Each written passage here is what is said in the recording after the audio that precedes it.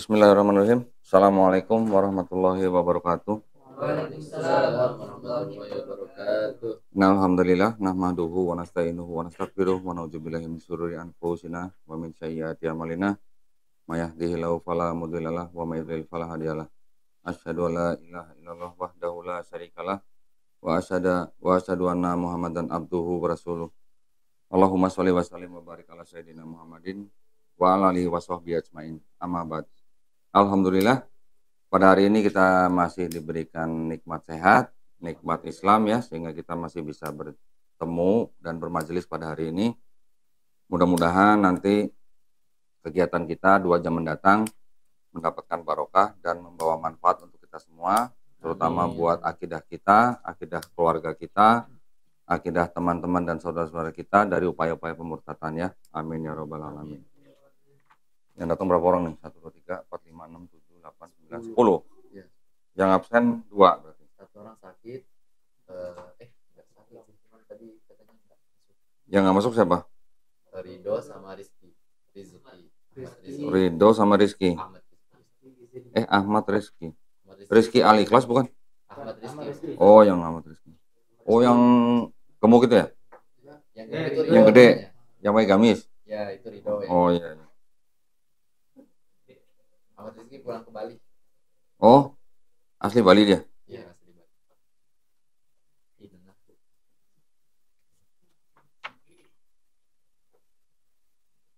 Bali di fotonya pemuji tuh. Semua yang nggak tahu ya kan polus nanti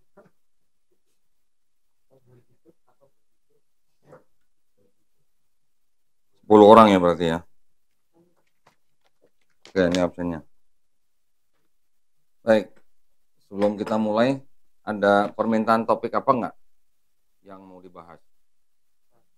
Mungkin dengan apa misalnya teman-teman punya hal yang dirasa penting atau urgent gitu untuk dibahas dalam hal kristologi gitu. Atau mungkin dari Islamologi misalnya. Pernah dengar Islamologi? Ya. Jadi ya, teman-teman Kristen itu juga belajar Islamologi untuk dalam rangka perang pemikiran dengan kita. Berarti boleh ini aja ke spill apa aja yang mereka pelajari di Islamologi. Boleh, ya boleh. Nanti ya, kalau enggak nanti ya, supaya ada istilahnya apa namanya ya, kayak pengantar dulu gitu ya, buat teman-teman ya. Intermezzo. Oh, intermezzo katanya. Saya akan jelaskan sedikit mengenai kan kita sudah belajar bahwa di dalam kekristenan yang mayoritas ya, yang utama itu kan menganut doktrin Trinitas, ya kan. Saya tadi baru menonton sebuah video pendek juga di TikTok. Ini ngomong-ngomong video TikTok yang Yunia itu viral.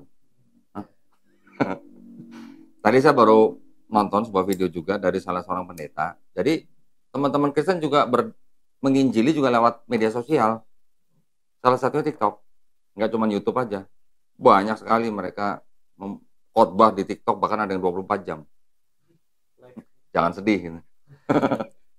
Ya. Jadi tadi saya mendengar sebuah khotbah di mana di situ pendetanya ngomong gini, bahwa apakah Trinitas itu rasional gitu katanya. Dia bilang bahwa teman-teman di luar Kristen mengatakan bahwa Trinitas itu tidak rasional gitu kan. Kita sudah belajar kan beberapa konsep yang menurut kita memang tidak rasional, berdasarkan Islam, juga berdasarkan Quran, juga berdasarkan ajaran di dalam atau hadis-hadis, kan memang Tritunggal itu tidak rasional. Bahkan di dalam Quran kan dibantah beberapa kali dengan berbagai macam Tritunggalnya. Oke. Di dalam Quran itu membantah Tritunggal bukan cuman satu macam Tritunggal gitu. Karena Tritunggal kan macam-macam. Alirannya juga macam-macam. Dari mulai timbul sampai sekarang juga masih berubah terus. Ada yang kalau yang dominan kan yang utama kita udah tahu kan, ada aliran Trinitarianisme, ada aliran Unitarianisme, ada aliran Oneness kan. Tapi pada zaman dulu macam-macam gitu. Nggak langsung yang Trinitarianisme ini yang menjadi mayoritas.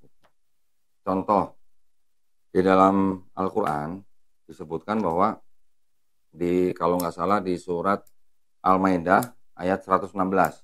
Coba buka. Di situ kan dikatakan ada kayak semacam percakapan antara Allah Subhanahu wa taala dengan Nabi Isa alaihissalam. Apakah kamu menjadikan dirimu dan ibumu untuk disembah? Betul? Ya. Coba bacain. 116.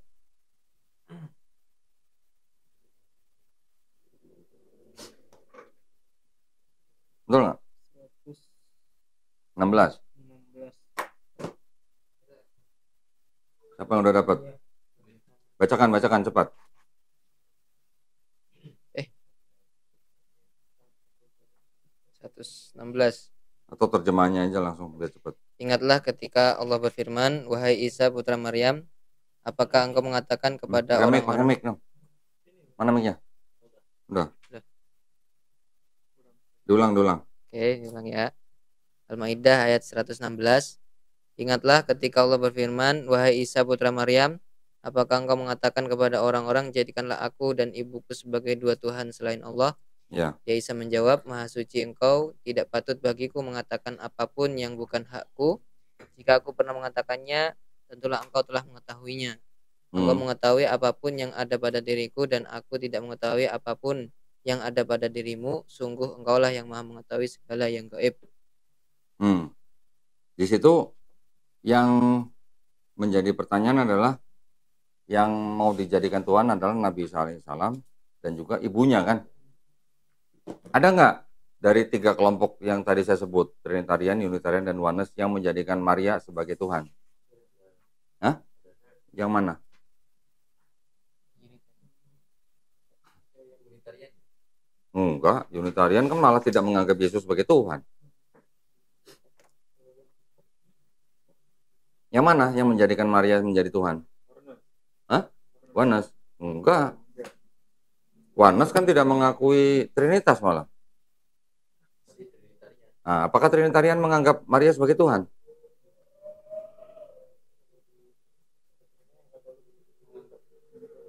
Tuhan bukan Maria di Katolik?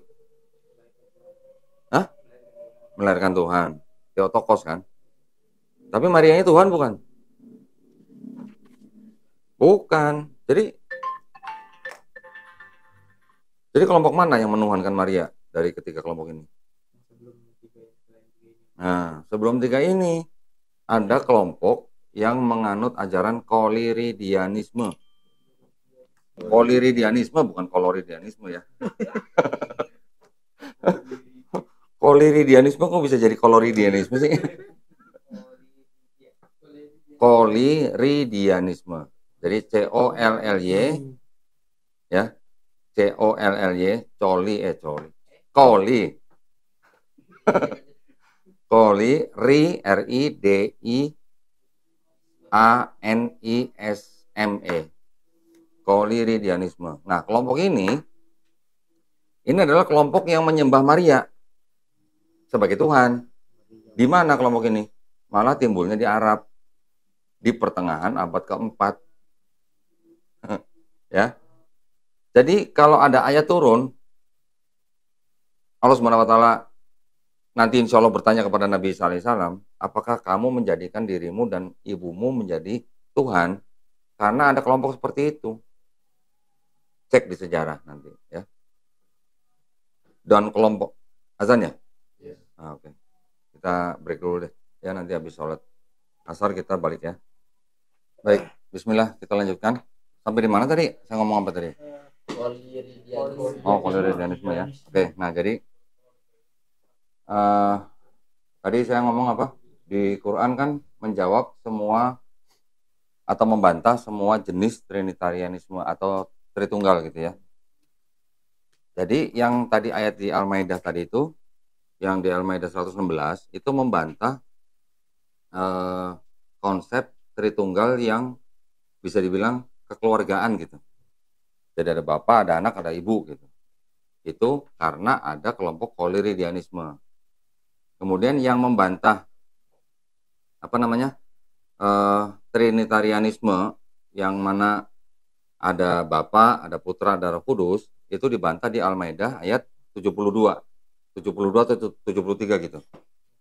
Ya, yang apa namanya, telah kafirlah orang yang mengatakan Allah satu dari tiga gitu.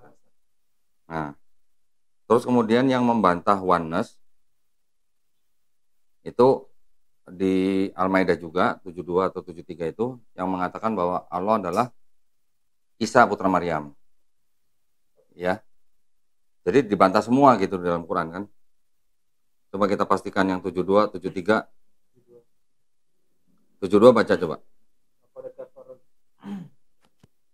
أعوذ بالله من الشيطان الرجيم لقد كفر الذين قالوا إن الله هو المسيح ابن مريم وقال المسيح يا بني إسرائيل اعبدوا الله ربي وربكم إنه من يشرك بالله فقد حرم الله عليه الجنة ومأواه النار وما للظالمين من أنصار. Nah, jadi kan sungguh telah kafir orang-orang yang berkata sesungguhnya Allah itu adalah Al-Masih putra Maryam.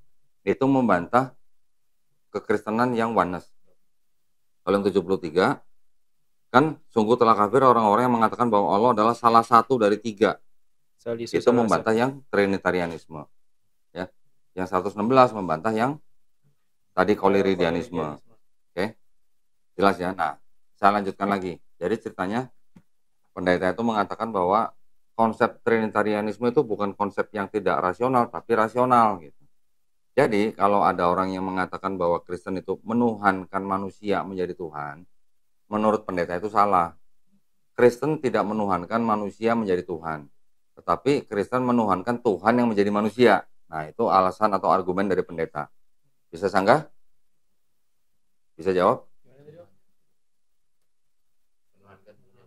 Jadi, menurut pendeta ini, Kristen tidak menuhankan manusia menjadi Tuhan, tetapi Kristen menuhankan Tuhan yang menjadi manusia. Bantahnya gimana?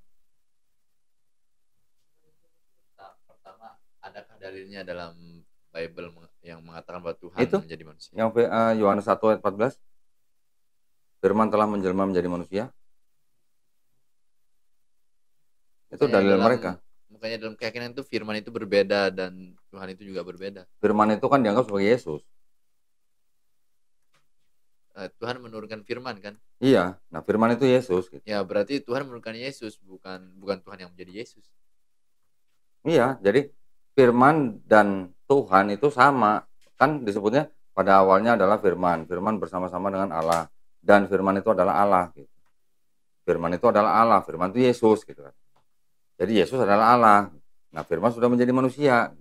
Jadi menurut Pak Pendeta ini, Kristen tidak menuhankan manusia menjadi Tuhan, tetapi Kristen menuhankan Tuhan yang menjadi manusia. Pertanyaannya, apakah bisa Tuhan menjadi manusia? Itu yang dipertanyakan. Logis tidak Tuhan menjadi manusia.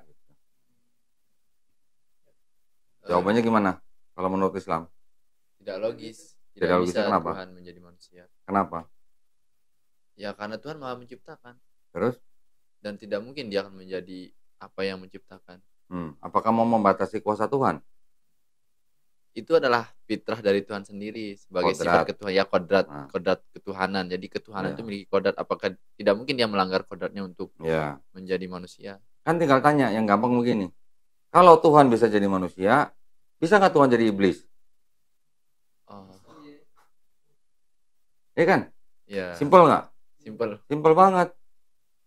Tuhan tidak bisa jadi manusia. Tuhan juga tidak bisa menjadi iblis.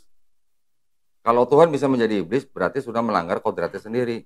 Begitu juga dengan Tuhan menjadi manusia, dia juga sudah melanggar kodratnya sendiri. Apa kodratnya Tuhan? Selain Maha Kuasa. Maha Pencipta. Setelah itu Maha apa lagi? Maha Besar. Setelah itu? Tidak sama dengan makhluknya. Tidak ada sesuatu yang menyerupai. Ada lagi? Maha apa? Maha sempurna. Manusia tidak sempurna. Maha suci nggak? Tuhan Maha suci. Manusia suci nggak? Maha suci nggak? Tidak. Berarti kan ada perbedaan kodrat. Kalau Tuhan yang maha suci, apakah dia bisa sekaligus menjadi tidak maha suci? Nah, kalau Tuhan maha melihat, apakah bisa pada saat yang sama Tuhan juga maha buta? Kan tidak bisa. Gitu kan? Manusia kodratnya tidak sama dengan Tuhan. Pencipta kodratnya tidak sama dengan ciptaan. Makanya kalau Kristen mengatakan bahwa Tuhan maha kuasa, makanya dia bisa menjadi manusia, ya tinggal ditanya, bisa nggak Tuhan menjadi iblis? Tentu saja tidak bisa, karena sifatnya iblis tidak sama dengan sifatnya Tuhan. Nanti mereka akan menjawab begini, Tuhan bukan tidak bisa menjadi iblis, tapi Tuhan tidak mau menjadi iblis. Nanti dibalikin lagi pertanyaan, kalau Tuhan tidak mau menjadi iblis, kenapa Tuhan mau jadi manusia? Gitu. Yang tidak maha. Gitu. Ya kan? Paham ya? Sampai sini ya? Simpel kan sebenarnya kan? Oke, terus kalau kita lanjutkan, kan beberapa hari yang lalu kan ada seorang ibu-ibu lah ya, dari kekristenan, setelah ditanya beberapa pertanyaan, dia bingung, terus akhirnya dia masuk Islam. Banyak yang mengatakan bahwa itu pertanyaan menjebak. Ya. Saya bilang itu bukan menjebak aja, tetapi sebenarnya itu menuju kepada pertanyaan-pertanyaan lain yang lebih dalam lagi gitu, untuk berpikir gitu. Contoh, ada yang ingat kemarin saya nanya apa sama ibu itu? Kalau misalnya ngelihat Yesus mau disalib, mau bantu atau mau lari? Nah, mau lari, mau bantu Yesus supaya nggak disalib, atau mau bantu tentara Romawi nyalib Yesus, gitu kan? Secara naluri, ibu itu kan menjawab, saya mau nolong Yesus supaya nggak disalib. Kenapa? Karena saya cinta Yesus, gitu kan? Wajar nggak? Wajar banget, gitu loh. Nggak usah Yesus, orang tua kita mau disalib, kita pasti tolong ya. Nah, terus karena dia cinta kepada Yesus, terus akhirnya dia bilang dia mau nolong Yesus supaya tidak disalib. Kan saya balikin, kalau kita nolong Yesus terus tidak disalib, berarti kan tidak ada penebusan dosa. Baru ibu itu bingung, oh iya ya, ya makanya kata gitu. Ya kan? Banyak teman-teman Kristen yang mencoba menggunakan analogi yang sama, bertanya balik kepada Muslim. Kalau begitu, kalau pada waktu teman Muslim misalnya bisa melihat Nabi Muhammad SAW mau diracun, nolong apa enggak gitu? Nolong karena kita cinta pada Nabi kan. Tetapi pertanyaannya, apakah Nabi kalaupun dia wafat atau tewas karena diracun, apakah Nabi menebus dosa manusia? Tidak. Kan tidak. Satu. Yang kedua, kondisinya kita tahu bahwa Nabi pada saat diracun oleh wanita Yahudi, kan Nabi diselamatkan. Karena ada sahabat Nabi yang pada saat itu langsung tewas seketika kena racun. Betul kan? Sedangkan Nabi ditolong. Tidak tewas karena racun itu gitu. Berarti kan kita tolong tidak ditolong juga Nabi kan juga selamat pada waktu itu. Kondisinya kita sudah tahu nih. Karena saya juga mengatakan kondisi yang sama kepada ibu itu, bahwa pada saat ini kita meyakini bahwa Yesus mati di atas kayu salib untuk menebus dosa kita. Nah, setelah itu baru kita dihadapkan dengan pertanyaan-pertanyaan itu. Dengan naluri yang sehat, dia menjawab menolong Yesus supaya tidak disalib. Tetapi ternyata malah melanggar rumusan bahwa Yesus mati di atas kayu salib untuk menebus dosa dia, makanya dia bingung gitu. Nah, kalau kita ditanya hal yang seperti itu, Nabi Muhammad SAW mau diracun, ya kita sudah tahu kok Nabi Muhammad SAW selamat kok dari insiden itu gitu, ya kan? Sudah diselamatkan. Lagi pula Nabi Muhammad SAW kalaupun wafat karena diracun bukan untuk menebus dosa manusia gitu, jadi beda gitu analoginya, ya. Bukan apple to apple, tapi apple to orange gitu. Rada kecut ya. Rada kecut ya. Paham ya? Oke, sekarang kalau ditanya, kalau pertanyaan yang 3 tadi ke ibu itu diteruskan, ya diteruskan. Misalnya, kalau ibu menjawab, oh saya lari seperti murid yang lain. Apa? Akan menimbulkan masalah apa kalau begitu? Hamba macam apa? Berarti nggak cinta Yesus gitu. Berarti kalau dia lari, berarti dia nggak tahu kalau dosa dia udah ditebus sama Yesus dong. Kalau dia tahu dosanya ditebus, terus buat apa lari gitu. Ya. Yang kedua, kalau dia menolong tentara Romawi nyalib Yesus, apa persoalan berikutnya?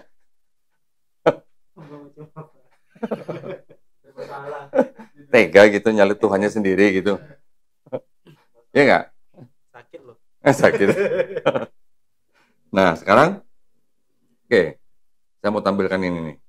Ini supaya kita berpikir aja gitu lah ya. Coba ditampilkan, Ri. Nah, jika ada kesempatan melihat Yesus akan disalib, apakah Anda lari seperti murid Yesus yang lain, membantu tentara Romawi menyalib Yesus, atau menolong Yesus agar tidak disalib? Masing-masing punya konsekuensi ini jadinya. Ya, konsekuensinya apa?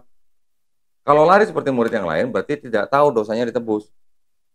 Kalau membantu tentara Romawi menyalib Yesus, tega nyalib Tuhannya sendiri gitu. Ya. Ketika kalau menolong Yesus agar tidak disalib, berarti tidak ada penebusan dosa. Ya, ini yang tadi kita bicarakan nih. Nah, sekarang pertanyaannya akan menuju lagi ke pertanyaan-pertanyaan yang lebih dalam lagi nih. Kalau membaca ayat-ayat di dalam Bible, apakah Yesus kira-kira rela disalib?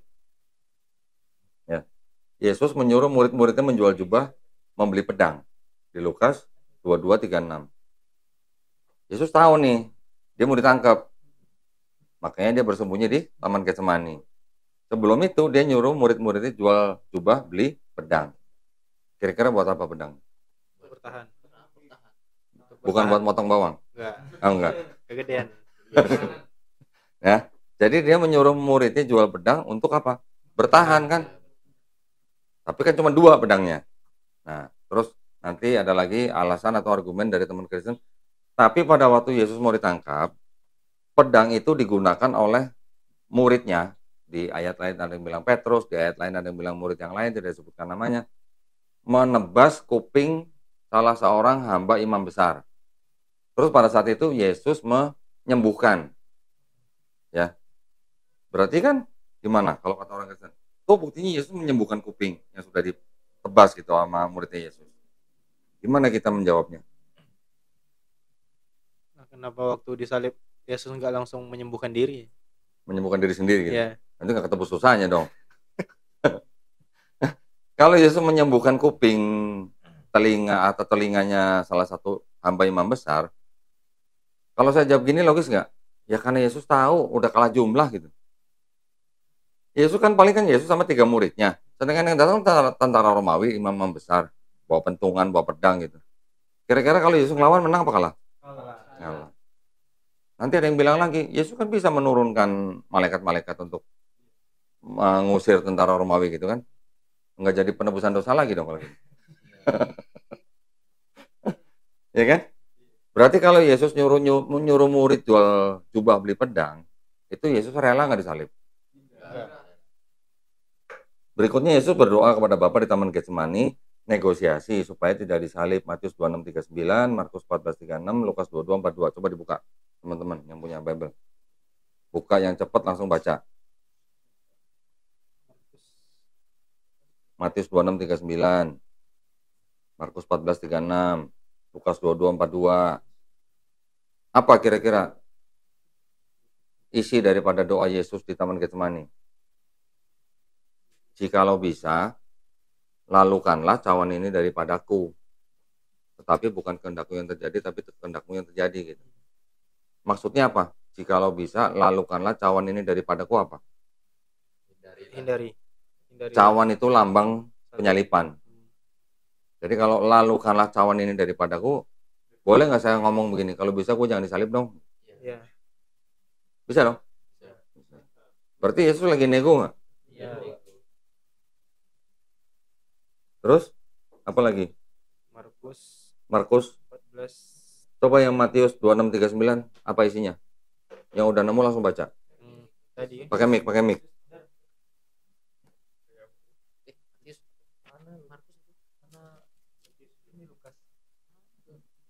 Siapa yang udah buka Matius 26:39?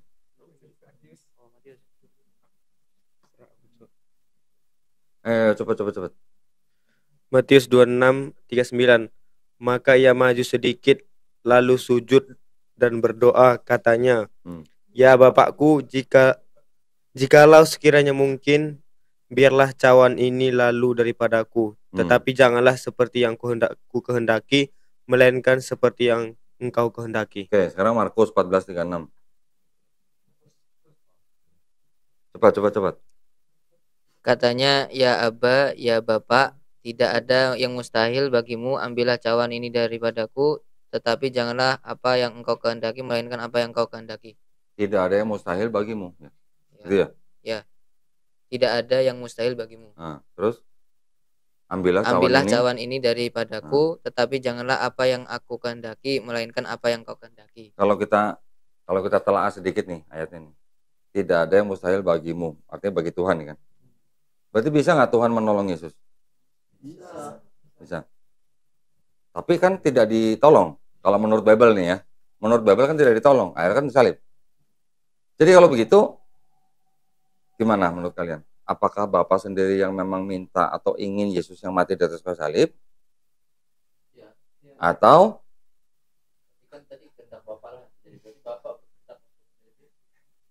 berarti kan seolah-olah artinya Bapak sendiri yang memang pengen Yesus mati di atas kayu salib untuk nebus dosa manusia. Kan karena memang itu kan konsepnya mereka. Konsep keselamatan mereka kan begitu. Karena manusia sudah berdosa, tidak bisa menghampiri Tuhan dengan dosanya, makanya Tuhan yang harus turun sendiri untuk mati di atas kayu salib supaya manusia bisa diselamatkan. Itu konsepnya gitu. Jadi kalau mereka bilang mereka bukan 3 Tuhan tapi 1 Tuhan, berarti Yesus itu sama dengan Bapa. Ya kan? Berarti apakah Bapa yang turun sendiri ke bumi untuk mati di atas kayu salib? Tidak. Hah? Loh. Tadi kan Yesus minta supaya dilalui. Ya kan karena Yesus lagi jadi manusia nih. Sedang jadi manusia. Sedang jadi manusia minta supaya tidak disalib. Tapi menurut Kristen, Yesus kan Tuhan. Bapa juga Tuhan. 2 Tuhan bukan? Bukan 1 Tuhan katanya. Berarti kan Bapak tidak ada di surga waktu itu karena kan Tuhan. Kan bisa ini apa maha kuasa hadir di mana-mana. Hadir di surga iya, hadir di bumi iya gitu. Tapi kan 1. Iya makanya. Bukan 3. Tapi 1, tapi bisa hadir di mana-mana gitu, bisa banyak gitu. Tapi 1 gitu. Kenapa dalam itu doanya enggak gini kok. Wahai diriku sendiri tolonglah aku gitu. Nah, bukan manusia dong kalau begitu. Berarti bukan manusia dong kalau wahai diriku sendiri. Ya kan yang di atas dia juga. Kan tadi dia Tuhan sejak awal. Ngapain dia berdoa? Kan jadi ini kan sudah menjadi hal yang membingungkan berarti kan. Sekarang kita ikuti aja, kita ikuti alur pemikiran yang Kristen. Bapa Tuhan, Yesus Tuhan, Roh Kudus Tuhan, tapi bukan 3 Tuhan, tapi 1 Tuhan. Karena Tuhan sedang jadi manusia, makanya dia ketakutan, nyuruh muridnya jual jubah beli pedang. Terus kemudian dia sebagai manusia juga minta supaya kalau bisa jangan disalib, ya kan? Berarti ada kontradiksi antara kehendak Yesus dengan kehendak Bapa. Betul nggak?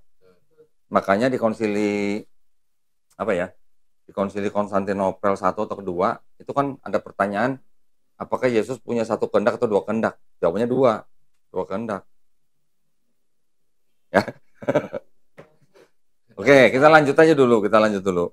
Jadi kalau Yesus minta supaya cawan ini dilakukan tapi tidak diselamatkan, berarti apakah iya Bapak ini yang memang pengen Yesus mati di atas kayu salib untuk menebus dosa manusia, gitu kan? Berarti kalau gitu yang membunuh Yesus Bapak sendiri atau gimana? Bapak yang membunuh. Cuman menggunakan iblis, Yudas, Imam Yahudi, tentara Romawi, Pontius Pilatus gitu. Nah, karena ini semuanya manusia nih. Kalau Bapak turun sendiri kan dunia hancur nih gitu. Jadi dia harus turun menjadi manusia kan gitu. Tapi kan Yesus tadi Bapak juga. Ya, kalau nggak di bumi. Buyang kan? Waktu mau disalib itu kenapa nggak ngilang aja, kan maha kuasa. Lah memang dia sengaja datang untuk nebus dosa manusia dengan cara disalib. Kenapa dia ngilang gitu? Kalau sengaja mau disalib, kenapa minta untuk tidak disalib? Nah itu kenapa tidak datang ke Imam Yahudi untuk menyerahkan diri gitu? Kalau memang dia memang untuk disalib untuk nebus dosa manusia. Jadi itu kan memang menjadi apa namanya? Kayak semacam apa ya? Circling gitu ya, muter aja begitu.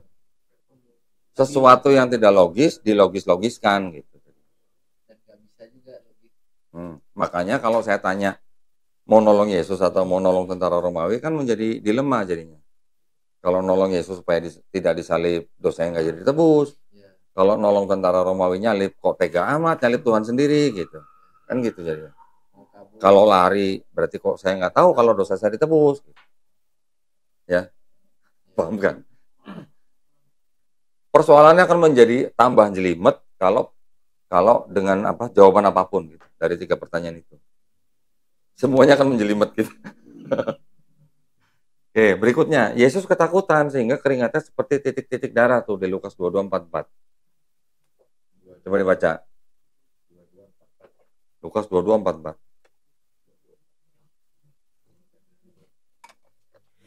Lukas 22:44, ia sangat ketakutan dan makin bersungguh-sungguh berdoa. Peluhnya menjadi seperti titik-titik darah yang bertetesan ke tanah. Pertanyaannya, Yesus ketakutan mau disalib, ya kan? Pertanyaannya, apakah Yesus nggak tahu kalau dia mati itu untuk nebus dosa manusia? Tahu dong. Harusnya tahu dong. Harusnya tahu. Kalau tahu kenapa mesti takut? Ya nggak tahu. Kok tanya saya. Oh, sifat manusia. Sifat manusia kan takut, gitu kan? Tapi kalau dia ketakutan, berarti dia rela nggak disalib? Enggak. Sampai keringatnya seperti titik-titik darah. Di dalam ilmu psikologi katanya ada tuh, orang yang sakit ketakutan, keringatnya memang bisa berubah warna jadi merah, seperti darah. Ada di ilmu psikologi. Itu harus saking takutnya gitu. Kalau takut, berarti rela nggak disalib, gitu aja. Tadi kan berdoa juga dia sama Bapak. Berdoa juga, ketakutan, nyuruh murid jual jubah beli pedang. Berikutnya, waktu Yesus ditampar oleh penjaga Hanas, mertua imam besar Kayafas di persidangan, Yesus protes. Protesnya gimana? Buka Yohanes 18:23.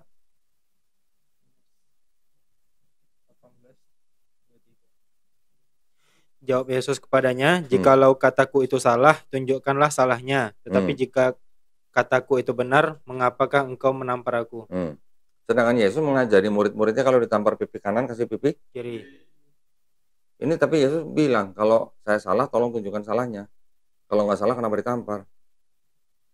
Ngajarin muridnya kalau ditampar pipi kanan, kasih pipi kiri, disuruh nanya nggak salah apa enggak gitu. Kan enggak. Berarti kalau protes begini, rela nggak Yesus? Ajarannya kontradiksi jadi. Jadi kontradiksi kan? Berikutnya waktu Yesus di atas kayu salib berteriak, Eli, Eli, lama sabachthani. Ya, kalau di Matius 27:46, Eli, Eli, lama sabachthani. Kalau di Markus 15:34, Eloi, Eloi, lama sabachthani. Eli, Eli itu bahasa Ibrani, Eloi, Eloi itu bahasa Aramaik. Nah, yang mencatat ini, waktu ngedenger Yesus teriak itu yang benar Eli apa Eloi gitu.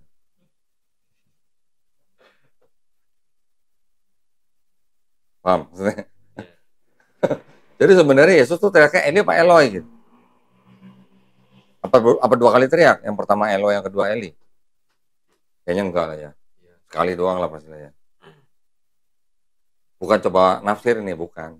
Tapi logika aja. Ya, mereka kan dengernya juga barengan. Lagi pula kan yang menulis juga tidak di bawah kayu salib.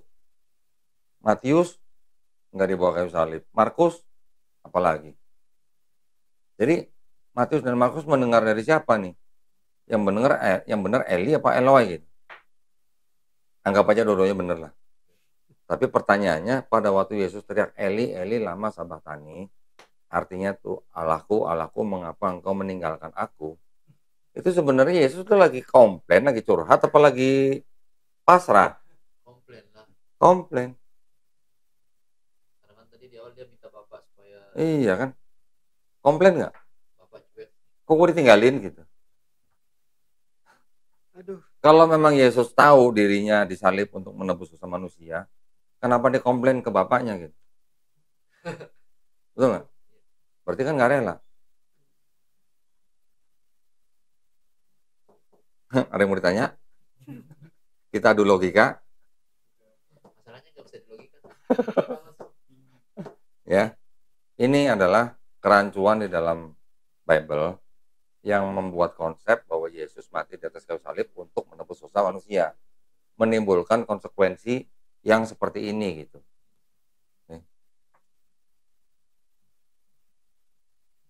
Tampilin deh. Sekarang pertanyaan lagi ini pertanyaan jadi kemana-mana. Terus kalau begitu iblis yang membisiki Yudas terus Yudas yang menyerahkan Yesus ke Imam Yahudi yang menyerahkan Yesus ke Pontius Pilatus, dan Pontius Pilatus yang menyerahkan kepada tentara Romawi untuk disalib. Dengan konsep penebusan dosa ini, iblis, Yudas, Imam Yahudi, Pilatus, tentara Romawi ini berjasa apa berdosa harusnya? Hah? Kalau nggak ada mereka, ada penebusan dosa nggak? Tidak. Mereka ditebus dosanya juga dong berarti. Lah harusnya dong. Ya, kalau nggak ada mereka kan nggak ada penebusan dosa di atas kayu salib. Kalau semuanya masuk neraka, adil nggak tuh Tuhannya? Enggak lah. Nggak adil. Karena mereka yang Terus kalau begini berarti mastermind-nya siapa? Tahu mastermind? iya. Siapa? Mastermind-nya siapa? Bapak lah. Hah? Bapak lah. Bisa Bapak. Iya kan tadi Bapak. Bisa Bapak. Karena kan tadi kalau kita lihat konsepnya berarti Bapak yang memang minta atau kepengen supaya Yesus mati di atas kayu salib buat nebus dosa manusia. Tapi dalam prakteknya iblis yang membisiki Yudas dulu gitu. Bapak kan Itu siapa?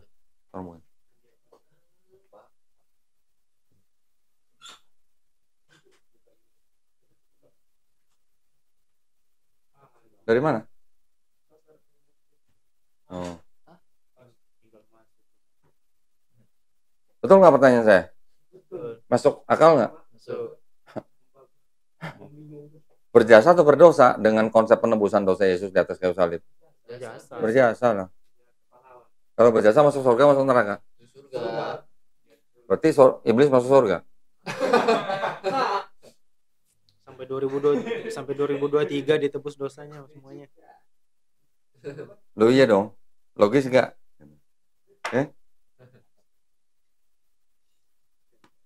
Sampai sini paham? Ya.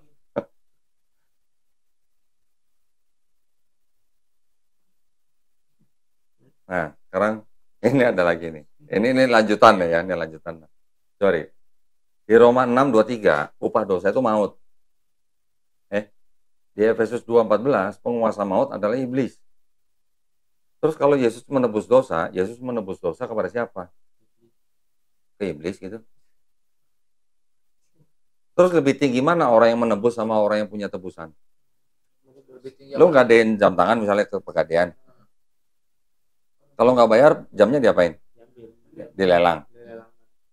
Berarti lebih tinggi mana bargaining power Pegadaian sama kamu? Pegadaian. Nah terus Tuhan macam apa yang nebus dosa ke iblis? Iblis tolong dong. Gitu ya. Lo penguasa maut kan iblis katanya. Oke, sekarang kita coba lagi dengan skema yang sedikit berbeda gini.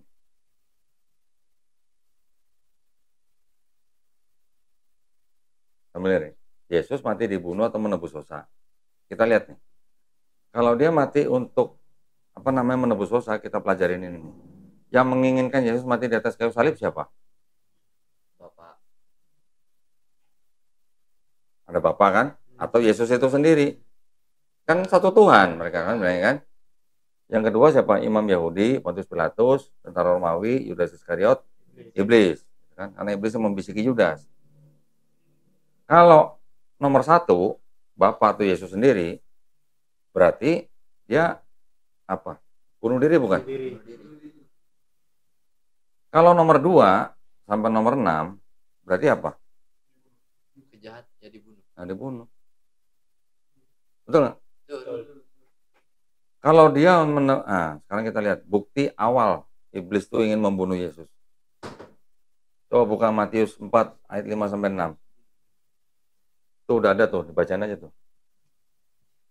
Kemudian iblis membawanya ke kota suci dan menempatkan dia di bubungan bait Allah. Lalu berkata kepadanya, "Jika engkau anak Allah, jatuhkanlah dirimu ke bawah, sebab ada tertulis mengenai engkau, ia akan memerintahkan malaikat-malaikatnya dan mereka akan menantang engkau di atas tangannya, supaya kakimu jangan terantuk kepada batu." Lukas 4 ayat 9. Kemudian ia membawa Yesus ke Yerusalem dan menempatkan dia di bubungan bait Allah. Lalu berkata kepadanya, "Jika engkau anak Allah, jatuhkanlah dirimu dari sini ke bawah." boleh dikatakan ini upaya percobaan pembunuhan bukan? Betul. Nah, suruh terjun kok gitu. Suruh terjun kan biar apa? Biar mati kan. Mati. Dicobain gitu loh. Kan kamu anak Allah. Kalau kamu anak Allah terjun, nanti kan kamu diselamatin gitu. Yesus nanti menjawab, ada juga tertulis bahwa kita tidak boleh mencobai Tuhan. Gitu. Tapi berarti kan ini upaya pembunuhan iblis pertama nih kan ke Yesus kan. Karena gagal makanya coba kedua kali.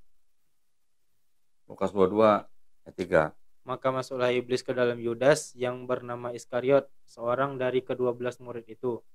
Lalu pergilah Yudas kepada imam-imam kepala dan kepala-kepala pengawal bait Allah dan berunding dengan mereka bagaimana ia dapat menyerahkan Yesus kepada mereka. Mereka sangat bergembira dan bermufakat untuk memberikan sejumlah uang kepadanya.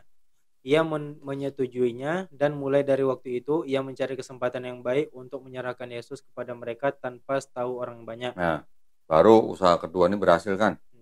Yesus mati di atas kayu salib. Kalau di Lukas, iblis masuk ke dalam Yudas.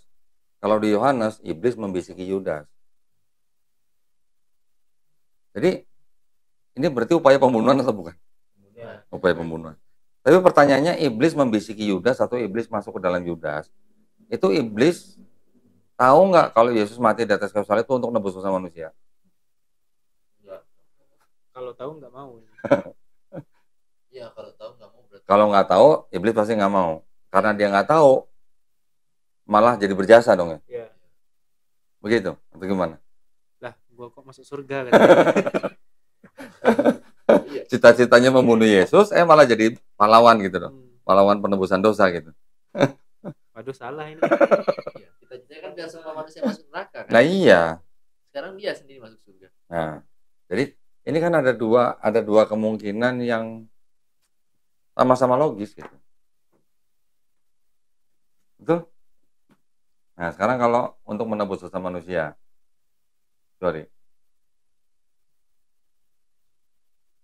Nah, tadi kita udah bahas ya, apakah Yesus rela mati di atas kayu salib. Gitu.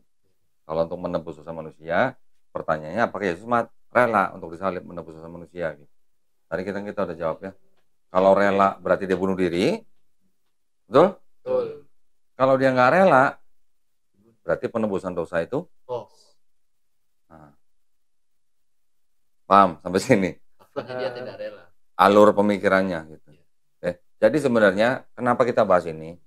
Sebenarnya ini hanya untuk membuktikan bahwa konsep penebusan dosa dengan cara Yesus mati di atas kayu salib itu ada setelah Yesus tidak ada gitu. Artinya konsep ini dibuat oleh siapa? Paulus. Udah tutup, Rin. Konsepnya maksud saya ya. Konsep ini ada setelah Yesus tidak ada. Anggaplah kejadian itu terjadi. Anggaplah terjadi. Konsepnya baru ada setelah kejadian itu terjadi. Dan murid-muridnya nggak tahu gitu. Makanya murid-muridnya lari. Lah, disuruh beli pedang, cuma ada 2 pedang. Waktu mau ditangkap, muridnya nembas kuping hamba imam besar malah disembuhin sama Yesus. Udah gitu pas Yesus tangkap, murid-muridnya pada lari. Tiba-tiba di belakang hari, sekian tahun kemudian, ada yang bilang, Yesus itu mati di atas kayu salib untuk tebus dosa manusia. Kalau muridnya tahu, dengar kecewa nggak kira-kira muridnya? Tahu gitu gue tungguin gitu. Iya. Tahu gitu gue bantuin tentara Romawi nyalib Yesus. Kira-kira begitu nggak? Ayo dikit lagi tuh kurang bener. Kalau gitu Yesus nggak bakalan takut. Nah iya. Ya, jadi ini ada konsep yang dibuat belakangan, sekian tahun setelah Yesus nggak ada, baru timbul konsep seperti ini. Kalau tidak ada konsep yang belakangan, maka tidak akan timbul pertanyaan-pertanyaan seperti ini. Paham ya? Dan konsepnya bertentangan. Nah, konsepnya ternyata tidak logis gitu. Tidak logisnya karena berkontradiksi dengan ayat-ayatnya sendiri. Sampai sini ada pertanyaan? Paham atau nggak paham? Paham. Berarti itu kok Apa? yang didramain itu yang seperti itu yang didramain setiap mau Natal. Iya. Dulu saya kalau drama saya jadi apa lupa ya. Jadi tentara Romawi kayaknya. Oh itu perannya ada itu berarti? Peran-peran itu ada? Ada. Iblis juga ikut berperan. Kalau yang iblis lupa saya ada apa enggak ya. Tapi saya ingat saya dulu waktu kecil remaja jadi tentara Romawi. Berarti saya masuk surga berarti. Masuk surga. Berjasa. Berjasa dong. Salah satu pahlawan dong berarti. Tapi dibenci ya? Sama siapa? Sama orang-orang Kristen. Lah karena mereka mungkin mikirnya kan beda. Mereka nggak berpikir sampai ke situ. Mereka tahunya hanya dinina bobokan dengan konsep bahwa kalian selamat dengan matinya Yesus di atas kayu salib. Dengan tertumpahnya darah manusia di atas kayu salib. Padahal di perjanjian lama tidak ada konsep keselamatan atau penebusan dosa dengan darah manusia. Semuanya dengan darah hewan. Tiba-tiba di perjanjian baru ada konsep kalau nggak ada darah manusia tertumpah di atas kayu salib tidak selamat dosa manusia. Itu pendeta nggak sempat ngajarin atau emang nggak mau diajarin? Nggak mau diajarin mungkin. Seperti memang nggak mau diajarin. Pokoknya yang diajarin pokoknya kalian udah selamat dengan darah Yesus di atas kayu salib. Udah imani saja. Udah imani itu. Itu ya. Kata kuncinya kan karena penebusan dosa itu dengan darah manusia di atas kayu salib. Kata kuncinya. Jadi kalau teman Kristen mau mencoba membuat analogi yang mirip-mirip kepada Islam, tidak akan masuk. Karena di dalam Islam tidak ada penebusan dosa dengan darah manusia. Itu. Ada mau bertanya? Ya.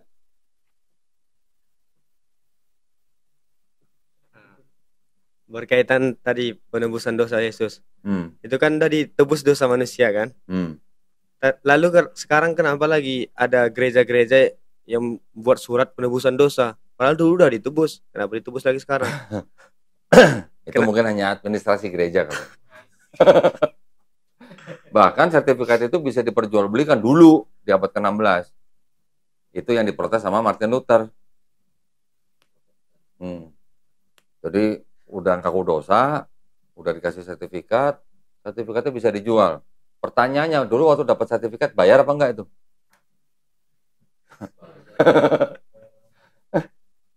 Mungkin bayar, mungkin enggak ya. Tapi kemungkinan besar bayar kali ya. Terus kalau dijual dapat untung kali gitu mungkin ya. Atau gimana? Kalau yang di sekarang ini tidak ada, setahu saya tidak ada praktek seperti itu lagi. Sudah tidak ada lagi. Kok masih, kalau itu masih pengakuan dosa namanya. Pengakuan beda. Berarti kalau ada gitu berarti mengingkari iman Yesus menebus dosa ya? Iya ya, kasihan ya udah capek-capek nebus dosa di kayu salib. Gereja cuma tinggal ngeluarin sertifikat doang gitu ya. Harusnya yang ngeluarin sertifikat Yesus dong berarti. Apa gereja sebagai wakil Yesus kali mengeluarkan sertifikatnya? Tapi sekarang udah enggak, kan udah enggak. Setahu saya enggak sekarang. Apa lagi pertanyaannya? Ya sama lah kurang. Pengakuan ya dalam arti kalau di Katolik kan mereka mengaku di dalam bilik kecil mengaku dosa, nanti pendeta tuh atau romonya tuh apa namanya ceritanya tuh mengampuni dosa atau mendoakan supaya diampuni nggak tahu lah. Tapi yang jelas dia akan bilang dosamu sudah diampuni. Ya, karena kan romonya tuh dianggap sebagai perwakilan Tuhan gitu. Ada lagi? Nah, ada orang Kristen yang ngomong begini. Tapi kan memang cuma Yesus yang mampu mengampuni dosa manusia. Ada ayatnya. Ayo. Ayo, cari ayatnya. Coba cari ayatnya. Ada nggak? Yesus mengatakan Yesus sudah mengampuni dosa. Bukan. Bukan. Ada, cari. Dan itu jawabnya gampang sekali.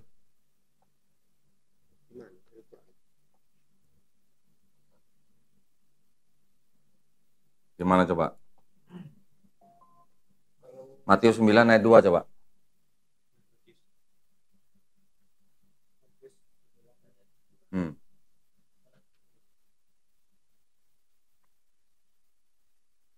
Matius 9 ayat 2. Maka dibawa oranglah kepadanya seorang lumpuh yang terbaring di tempat tidurnya. Ketika Yesus melihat iman mereka, berkatalah ia kepada orang lumpuh itu, percayalah hai anakku, dosamu sudah diampuni. Kalimatnya dosamu sudah diampuni. Sama nggak dengan Yesus mengampuni dosa orang itu? Ya. Ya mungkin sama lah, mungkin ya. Mungkin sama. Tapi kalau diampuni kan belum tentu Yesus yang mengampuni sebenarnya. Ini hai anakku katanya, hai anakku. Iya, hai anakku. Ini kan kiasan lah. Jangan harfiah lah. Kan di Bible kan Yesus tidak menikah, ini bukan anak Yesus nih. Ini kan sebutan kiasan lah. Dosamu sudah diampuni. Kalau begini yang mengampuni Yesus atau Bapa? Hah? Kira-kira? Di sini kan sebelumnya Yesus melihat iman mereka, berarti yang mengampuni dosa Bapa. Nah, iya. Bukan Yesus. Kalau Yesus bisa nggak mengampuni? Harusnya bisa kan? Bisa. Dia Bapak. Ya bisa harusnya kan? Iya, karena dia Bapak juga. Nah, terus kalau kita baca ayat ini gimana? Di yang ini apa namanya? Sebentar. Di Matius 6 ayat 9 dan seterusnya. Doa Bapa kami coba. Saya berdoa jadi. Bacain doang. Makanya kalau baca Bible jangan pakai bismillah. Karena itu berdoalah demikian.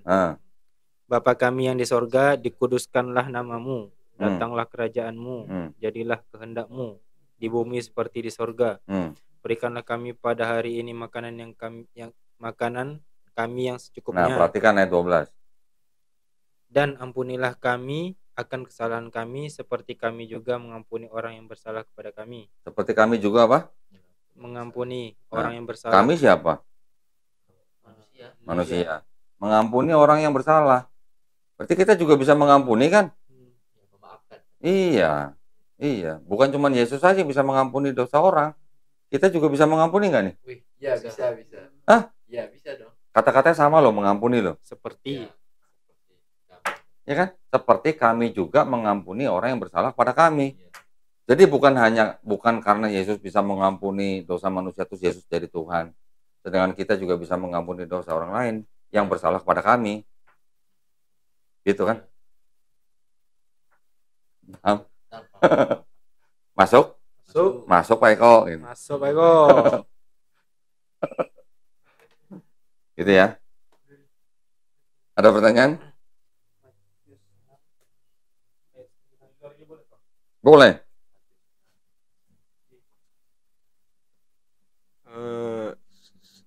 Berkait dengan apa kok? Patriastik sama skolastik.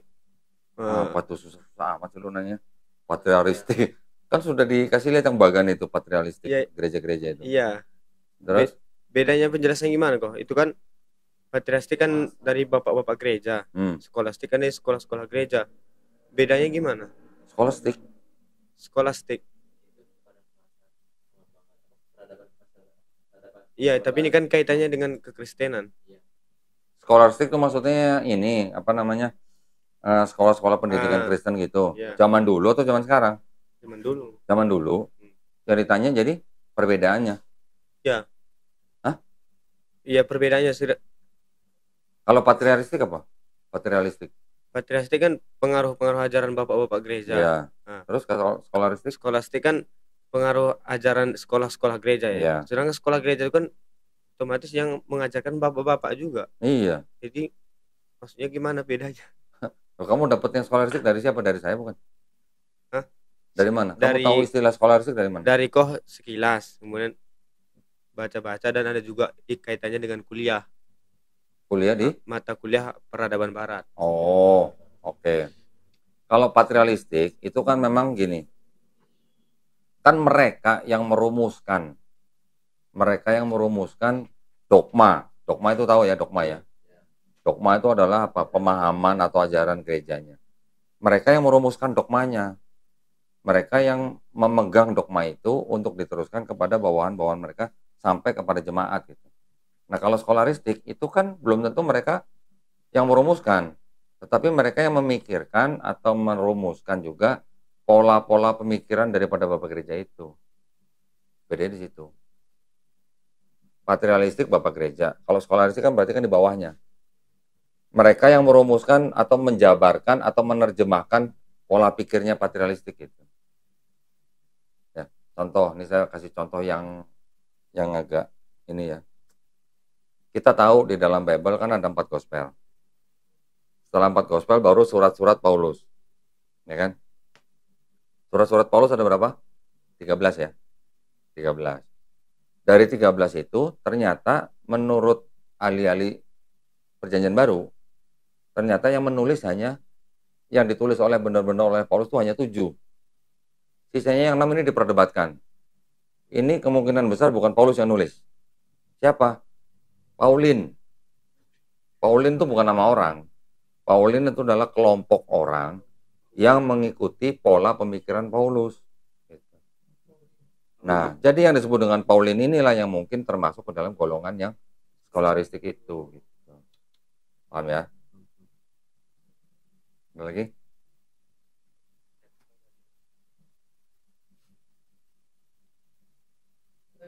Apa? Pakai mic. Dalam Bible ini sendiri yang menyatakan yang secara jelas ayat mengenai Trinitas itu. Benar. Kalau yang ada kata Trinitasnya tidak ada. Tidak ada kata Trinitas dalam Bible. Tetapi yang dianggap sebagai konsep atau ajaran Trinitas, yang saya tahu ada 2 ayat. Ya. 1 Matius 28:19. Karena itu pergilah, jadikanlah semua bangsa muridku.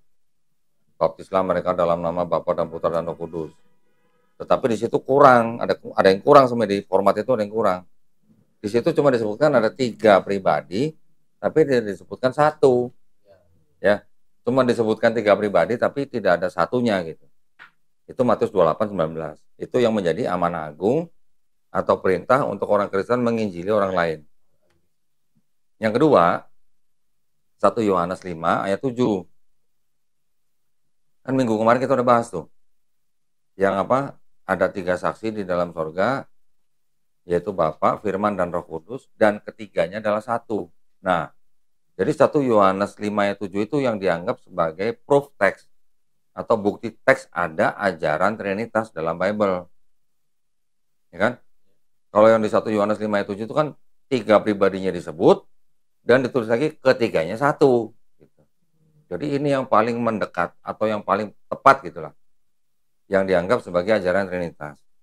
Tapi kan kita sudah belajar minggu kemarin. Sayangnya kedua ayat ini dua-duanya ayat palsu atau tidak otentik atau ayat tambahan gitu. Ya kan? Kalau yang Matius 28:19 menurut tafsir Bible sendiri atau menurut kekristenan sendiri dikatakan bahwa ayat ini adalah tambahan dari gereja Romawi di abad kedua. Kalau yang 1 Yohanes 5 ayat 7 menurut yang kita sudah baca minggu kemarin, bagian ini atau ayat ini tidak terdapat dalam naskah-naskah kuno yang paling baik termasuk Vulgata. Tadinya ayat ini adalah catatan di pinggir halaman yang kemudian disisipkan oleh para penyalin ke dalam naskah-naskah Yunani. Terus apa? Karenanya bagian ini pasti tidak asli. Jadi kalau menurut kata Trinitas nggak ada, menurut ajarannya yang 2 ayat itu ternyata tidak otentik. Jadi kalau begitu kan boleh dikatakan sebenarnya tidak ada ajaran Trinitas dalam Bible yang otentik gitu ya. Ya. Kalau ayat-ayat yang dianggap sebagai ayat yang mendukung keilahian Yesus menurut Kristen banyak. Tapi itu pun mudah disanggah gitu lah. Ada lagi?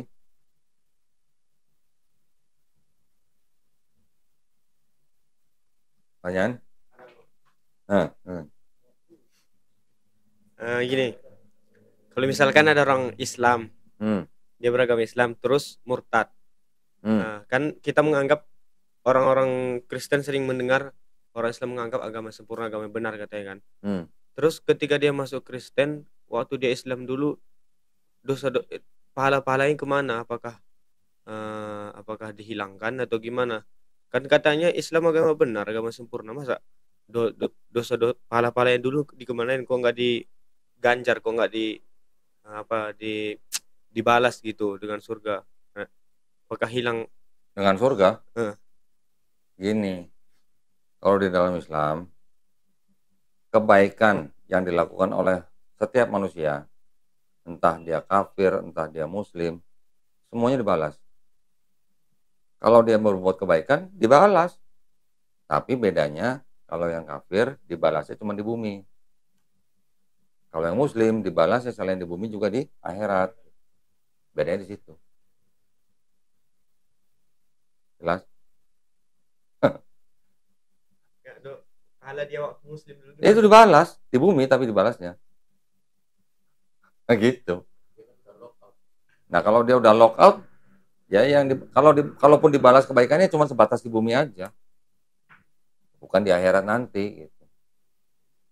Jelas kan? Simpel kan? Silakan yang lain. Nah, tadi kan kita sudah bahas nih mengenai yang konsep penebusan dosa nih. Tadi kan kita bilang kita mau bahas yang apa yang dipelajari Islamologi di sebelah gitu kan. Contohnya tadi apa? Yang menuhankan Yesus, ya. Kan mereka sering mengatakan bahwa begini. Mereka mengutip ayat Quran, tetapi tujuan mereka mengutip ayat Quran itu bukan untuk mengimani, tapi untuk mencoba membuktikan bahwa Isa Al-Masih itu Allah gitu. Pernah dengar dong? Isa itu kalimatullah, makanya dia Allah. Isa itu ruhullah, makanya Isa itu adalah Allah. Gimana jawabnya? Yang kalimatullah dulu deh. Gimana jawabnya? Apakah kalau Isa kalimatullah itu Isa adalah Allah itu sendiri? Nah, jawabannya gimana? Jadi gimana jawabnya? Yang paling tepat untuk menjawab itu apa? Jangan menafsirkan. Oke, jangan menafsirkan. Kita baca tafsir dari Quran. Ya. Apa maksudnya Isa itu kalimatullah? Kalian harus tahu.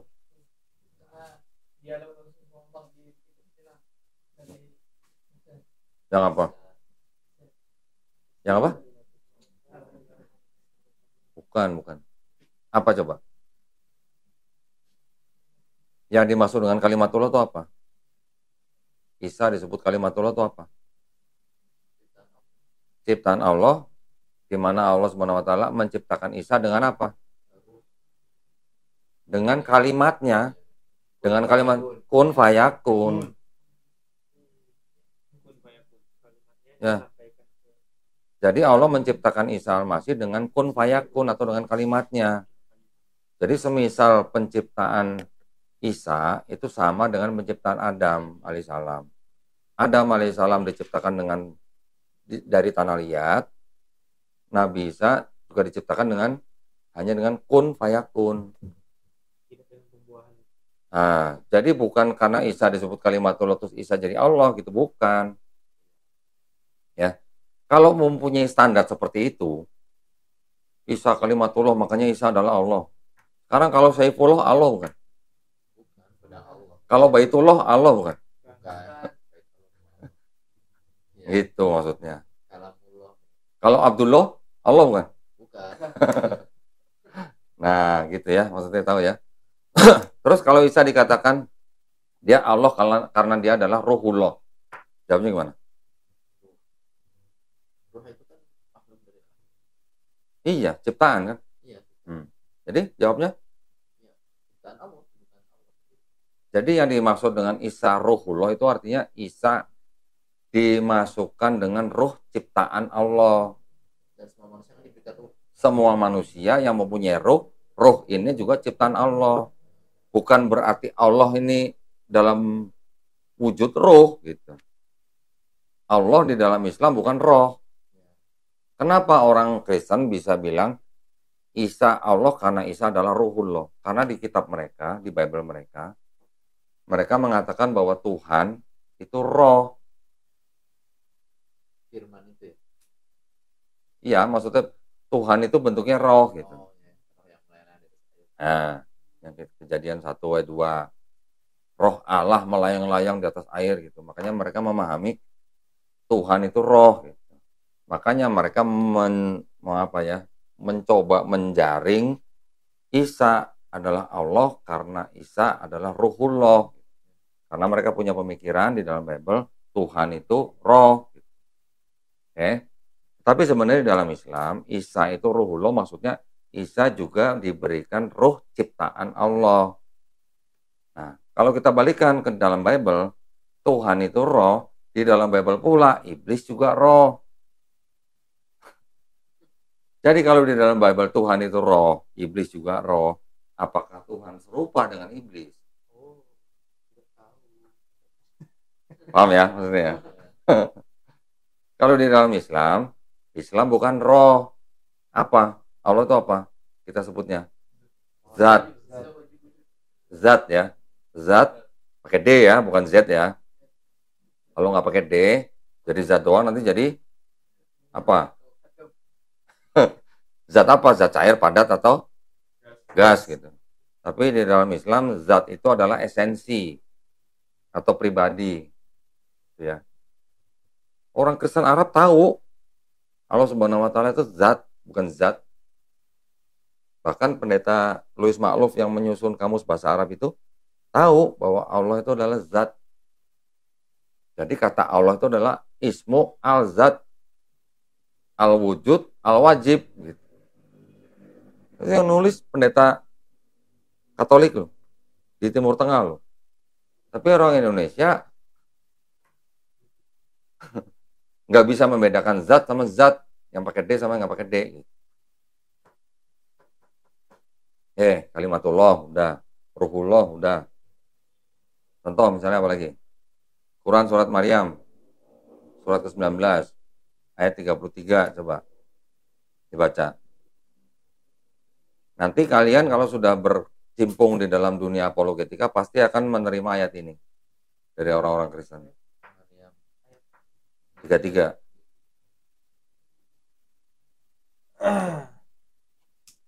Dikatakan apa? Wassalamu alayya yawma yulidtu wa yawma amutu wa yawma ub'atsu hayya. Dan kesejahteraan semoga dilimpahkan kepadaku pada hari kelahiranku, pada hari wafatku, dan pada hari aku dibangkitkan hidup kembali. Tuh, nanti orang Kristen bilang begini, tuh, Isa sudah dilahirkan, sudah diwafatkan, sudah dibangkitkan. Oh, berarti betul, Yesus sudah bangkit. Gitu. Gimana jawabnya?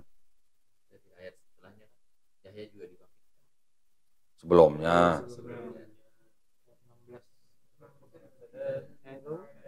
15. Baca dulu tafsirnya gitu. Tafsir ayat ini tuh maksudnya apa? Ini maksudnya adalah ini sebenarnya kan sholawat untuk Nabi Isa alaihissalam. Pada saat beliau dilahirkan, pada saat beliau diwafatkan, dan pada saat beliau dibangkitkan. Tapi kapan dia wafat, kapan dia bangkit? Kan kalau di surat yang lain sudah dijelaskan bahwa Nabi Isa tidak dibunuh dan tidak disalib. Berarti kan tidak wafat. Nah ini disebutkan pada hari wafatku. Berarti kapan? Nanti ketika dia datang kembali. Ya. Terus dibangkitkannya kapan? Ya nanti pada hari kebangkitan. Semua orang yang sudah mati dibangkitkan. Gitu. Dijawab dengan ayat 15 di surat yang sama. Di surat yang sama, ayat 15, juga ada. Dan kesejahteraan bagi dirinya pada hari lahirnya, pada hari wafatnya, dan pada hari ia dibangkitkan hidup kembali. Ini untuk siapa? Untuk Nabi Yahya alaihissalam. Kalau dengan standar mereka, berarti apakah Nabi Yahya alaihissalam sudah dibangkitkan? Nah, belum dong. Nah itu makanya. Ini jawaban yang paling gampang ini. Ini adalah doa atau sholawat untuk nabi-nabi kita. pada semua nabi itu semuanya di apa namanya? Disolawatkan gitu loh. Jelas ya? Terus yang paling sering dikritik Quran itu di surat Maryam juga nih. Paling banyak surat Maryam yang dipakai sama mereka. Di ayat ke 28.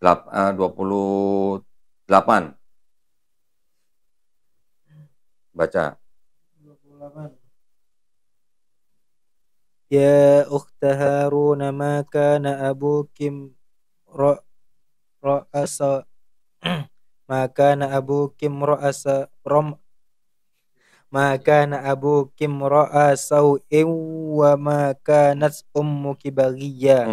Wahai saudara perempuan Harun, Maryam, yaitu Maryam, ayahmu bukan seorang yang buruk perangai dan ibumu bukanlah seorang perempuan berzina. Coba, itu dari ayat itu dikatakan apa? Bahwa Quran salah nih. Masa Maryam ibunya Isa Al-Masih itu dikatakan saudara perempuan Harun? Ini Harun siapa? Harun Nabi, kakaknya atau abangnya Nabi Musa alaihissalam. Nabi Harun dengan Maryam jaraknya 1300 tahun. Masa Maryam disebut saudara perempuan Nabi Harun?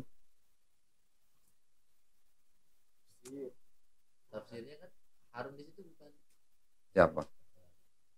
Siapa Harun? Menurut tafsir.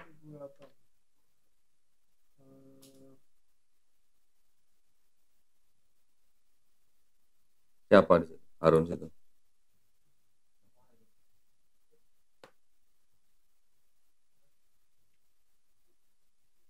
Ayo. Bukan dalam tafsir Al-Mukhtasar ini bukan Nabi Harun, seorang yang soleh.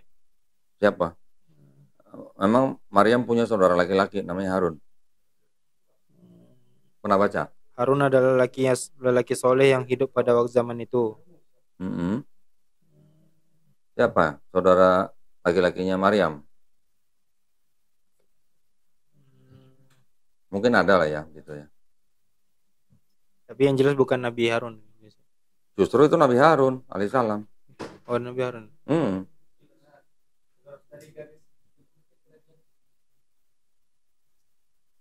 Kalian kan tahu Siti Maryam ditempatkan di mana?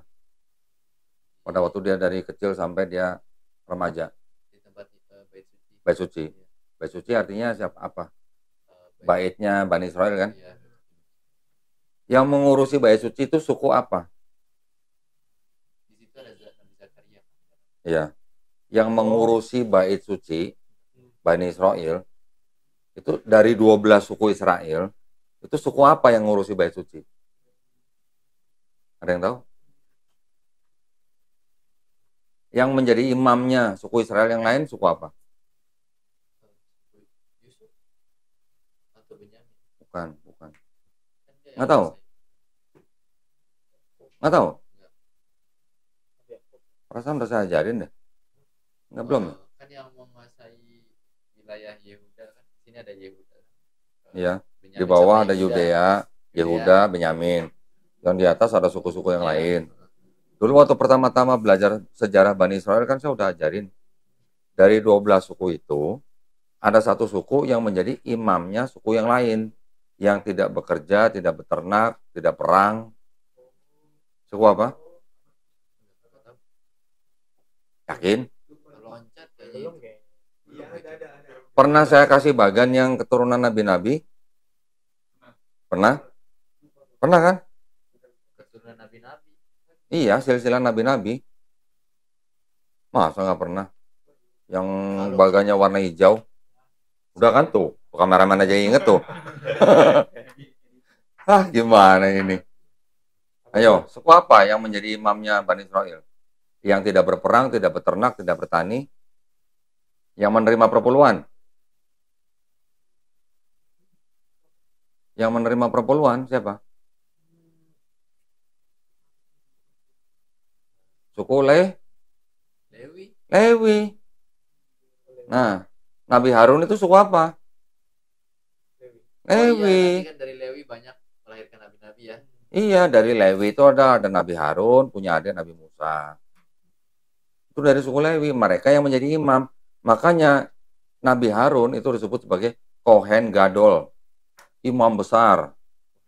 Imam besar bagi suku, bagi Bani Israel. Keturunan Nabi Harun ini yang mengurusi bait suci. Mereka yang menjadi imam di bait suci disebut Kohen dalam bahasa Ibraninya. Nah, sekarang kalau Maryam ditempatkan di bait suci, berarti dia suku Lewi bukan? Ya. Nah, gitu.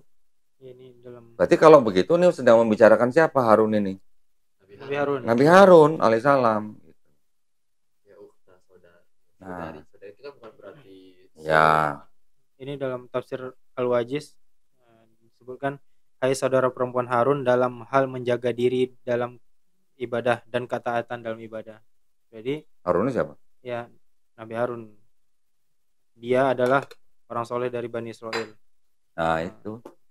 Yang dibilang saudara ini maksudnya sama-sama menjaga ketaatan. Sekarang gini, pertanyaan dari mereka atau kritik dari mereka kan, Quran salah karena jarak Maryam sama Nabi Harun itu kan 1300 tahun. Kok Maryam disebut saudara perempuan Harun? Gampang sekali kita nanyanya. Yesus di Bible disebut anak Daud. Apakah Yesus anak kandung Daud? Hah? Bukan dong. Itu kan majas. Nah, kamu bisa bilang majas. Kalau bisa bilang majas, berarti kalau Maryam disebut Uta Harun, majas bukan? Majas. Maksudnya gitu.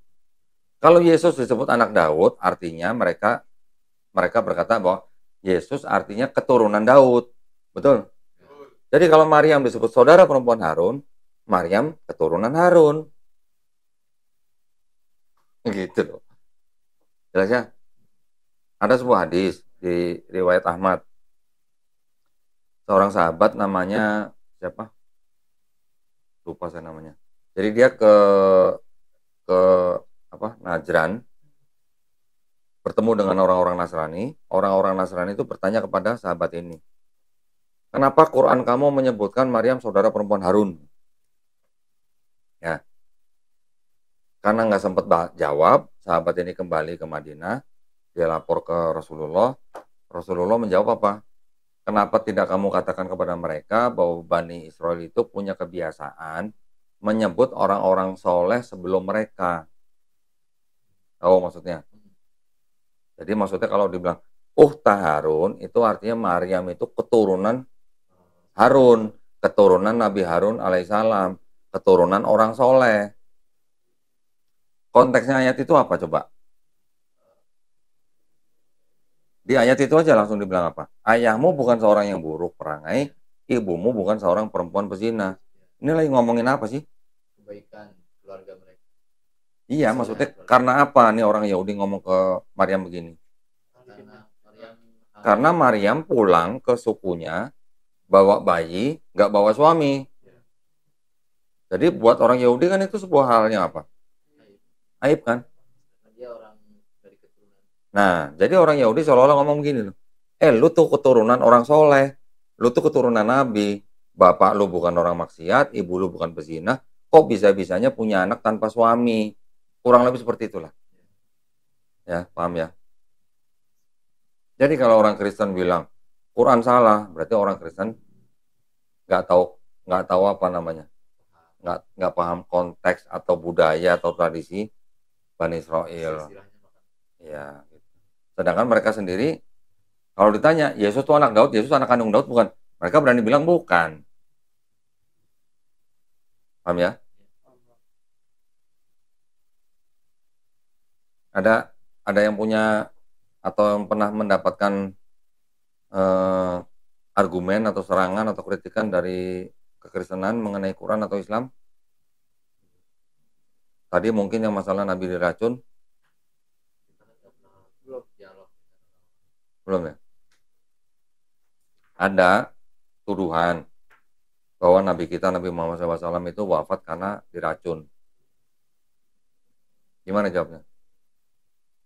Karena ada ayat yang mengatakan bahwa jika Nabi Muhammad mengada-ngadakan ayat dari Allah Subhanahu wa taala, maka akan kupotong urat nadinya.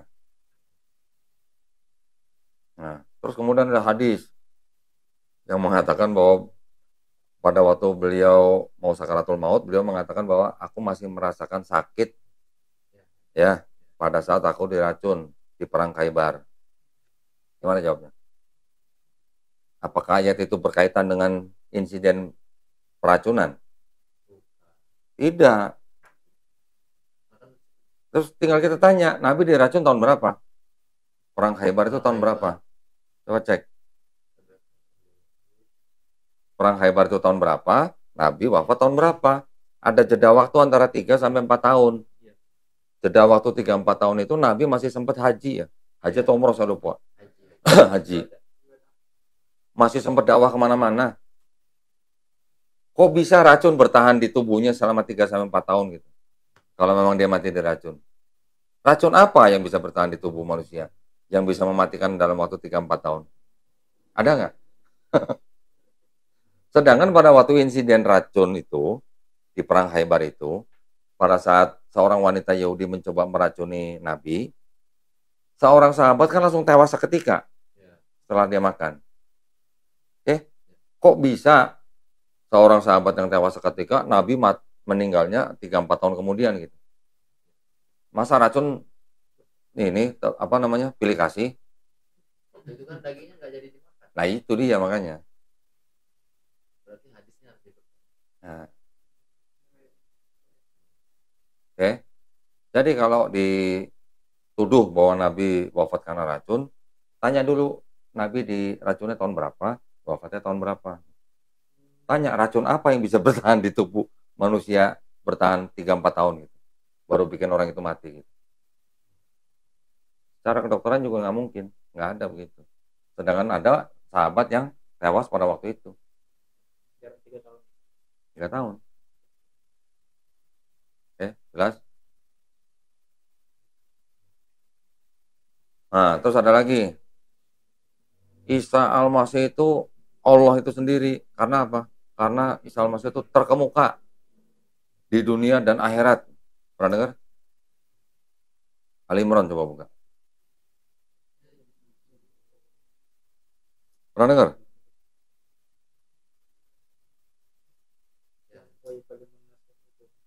Pernah dengar nggak? Ali Imran 45 kalau nggak salah. Nah iya, Ali Imran 45. Hah? Quran surat Ali Imran. Awal ayatnya. Isqolatil. Malaikatu ya, terus apa?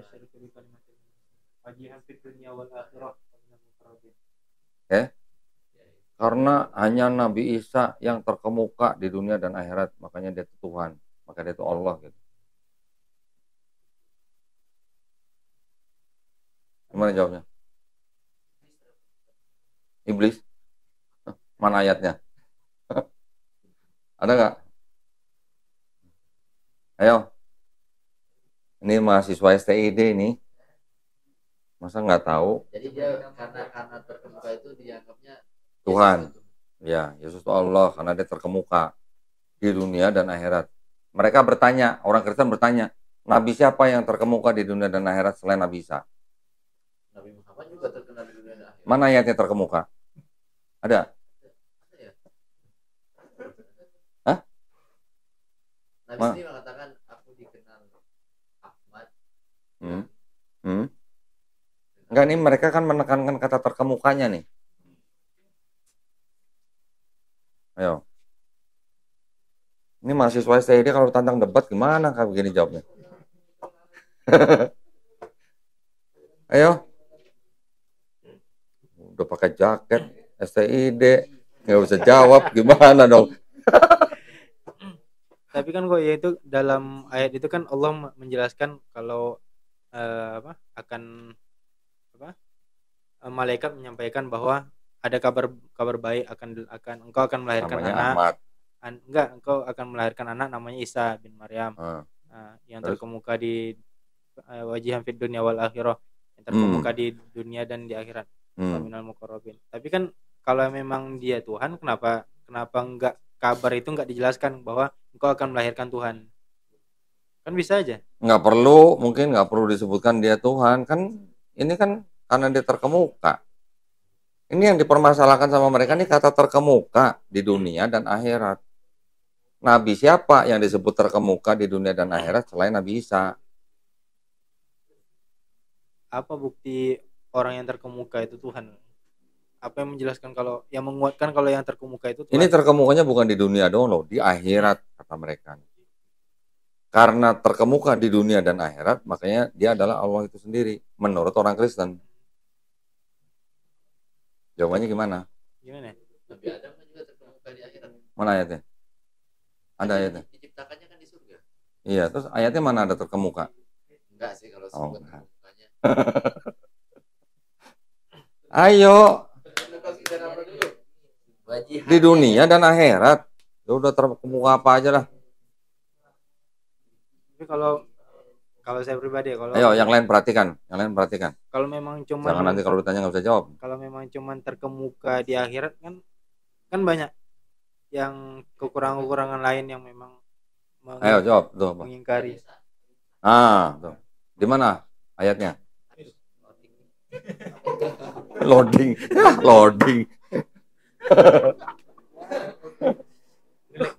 Ayo dong. Ya. Di surat Al-Ahzab ayat 69. Ya. Ya ayyuhalladzina amanu la takunu kalladzina adzaw Musa fabarra'ahu Allahu mimma qalu wa kana 'indallahi wajiha. Sadaqallahul-azim. Coba perhatikan kata terkemuka di Quran surat Maryam. Quran surat Ali Imran ayat 45 dengan Quran Al-Ahzab ayat 69. Terkemuka di situ kata bahasa Arabnya apa? Wajihan. Sama nggak wajihannya? Kalau yang di sini diterjemahkan menjadi terkemuka, yang di Al-Ahzab diterjemahkan menjadi terhormat, maksudnya sama kan? Sama. Karena katanya sama-sama wajihan. Nah itu jawabannya. Tapi kenapa Musa tidak dijadikan Tuhan? Gitu maksud saya. Paham ya? Gampang kan jawabnya? Kalau tahu.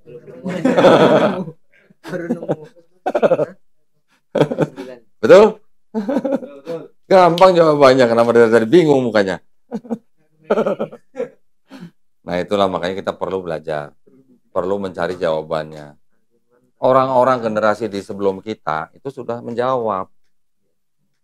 Sebelum kita dari zaman Nabi masih hidup, dari zaman imam-imam kita pada abad-abad pertengahan, pada zaman-zaman sebelum kita, yang abad-abad sebelum kita, sudah menjawab. Hal-hal seperti ini sudah dijawab. Kalau kita nggak bisa menjawab, waduh kita malu-maluin. Mahasiswa kristologi lagi. Kepakaran lagi. STID lagi, waduh. Untung ada yang jawab satu no. Buka Google dia tadi tuh. Tapi alhamdulillah kan. Alhamdulillah kalian jadi tahu jawabannya. Jadi jangan buru-buru panik, jangan buru-buru oh iya ya gitu. Ntar jangan buru-buru diajak masuk gereja iya gitu. Jangan. Itu yang paling bahaya. Ya. Jadi kita harus tahu dulu. Pertama kali kalau kita menerima sesuatu, cek dulu tafsir. Ya. Nanti dari tafsir mungkin ada sebutkan hadis-hadis gitu lah. Itu pasti ada. Pasti ada jawabannya. Di Islam semua ada jawabannya. Dari apa? Yang diserang Islam, yang diserang ke Islam. Ayo. Apa Sugeng? Oh, nubuat Nabi Muhammad SAW. Gini, coba buka surat Al-A'raf. Al-A'raf ayat 157 kalau nggak salah.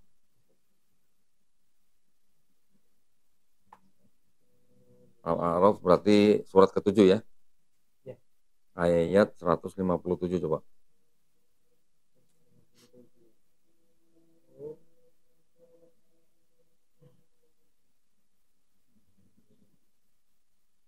Langsung sebentar 157 benar.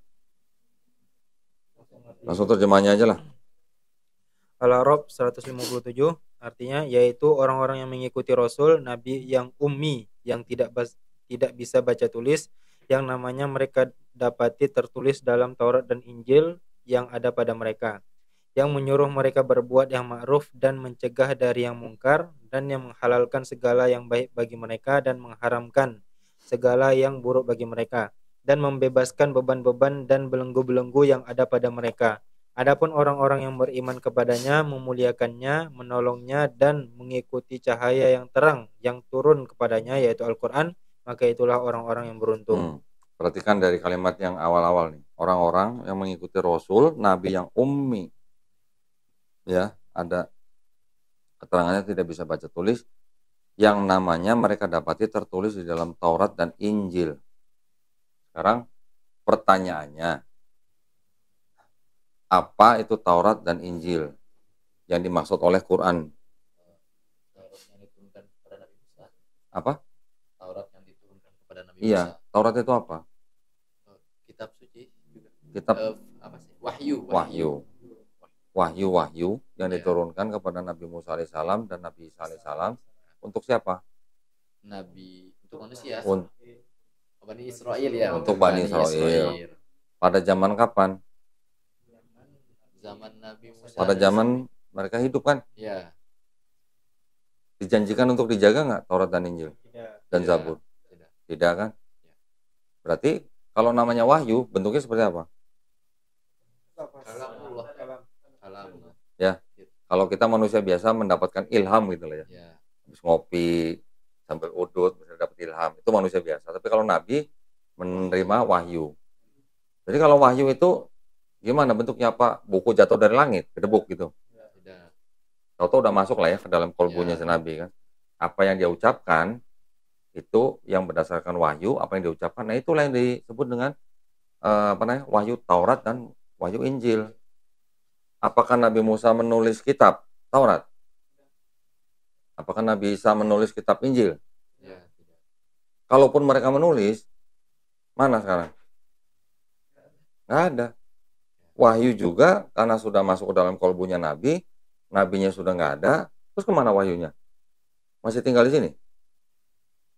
Atau ikut Nabinya? Hah? Ya Nabinya sudah wafat, masa wahyunya tinggal? Terus siapa yang ngomong gitu? Jadi kalau Nabinya sudah nggak ada, ya berarti wahyunya juga sudah nggak ada. Karena memang tidak dijanjikan untuk dijaga. Kenapa tidak dijanjikan untuk dijaga? Karena memang ditujukan untuk bangsa tertentu. Siapa? Bani Israel. Kapan? Pada saat itu.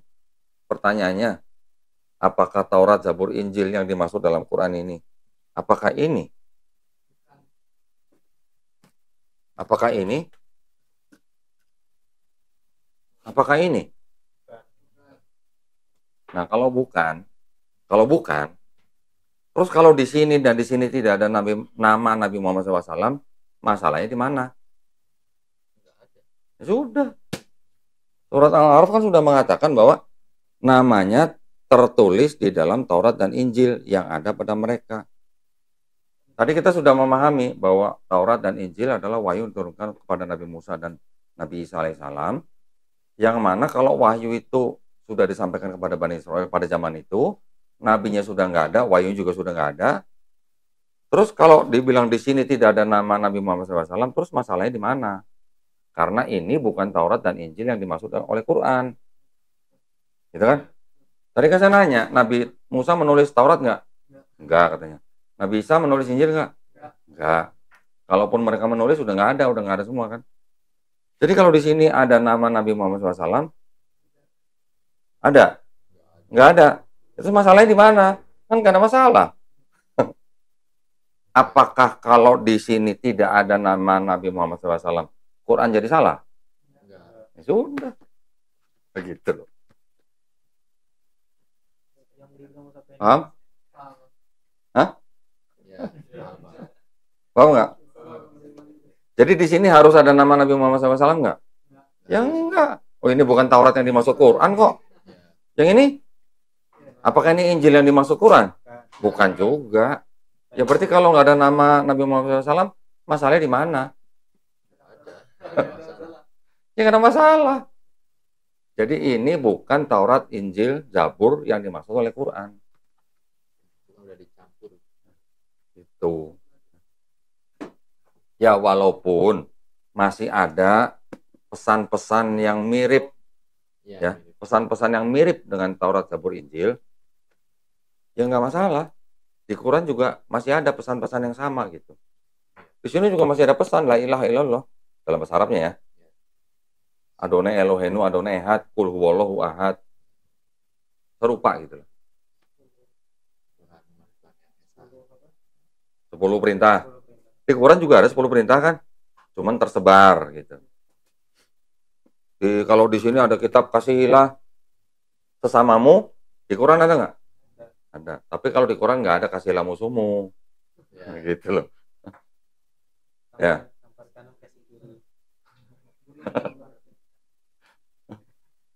Nah kalau kasihilah musuhmu, iblis musuh kita bukan?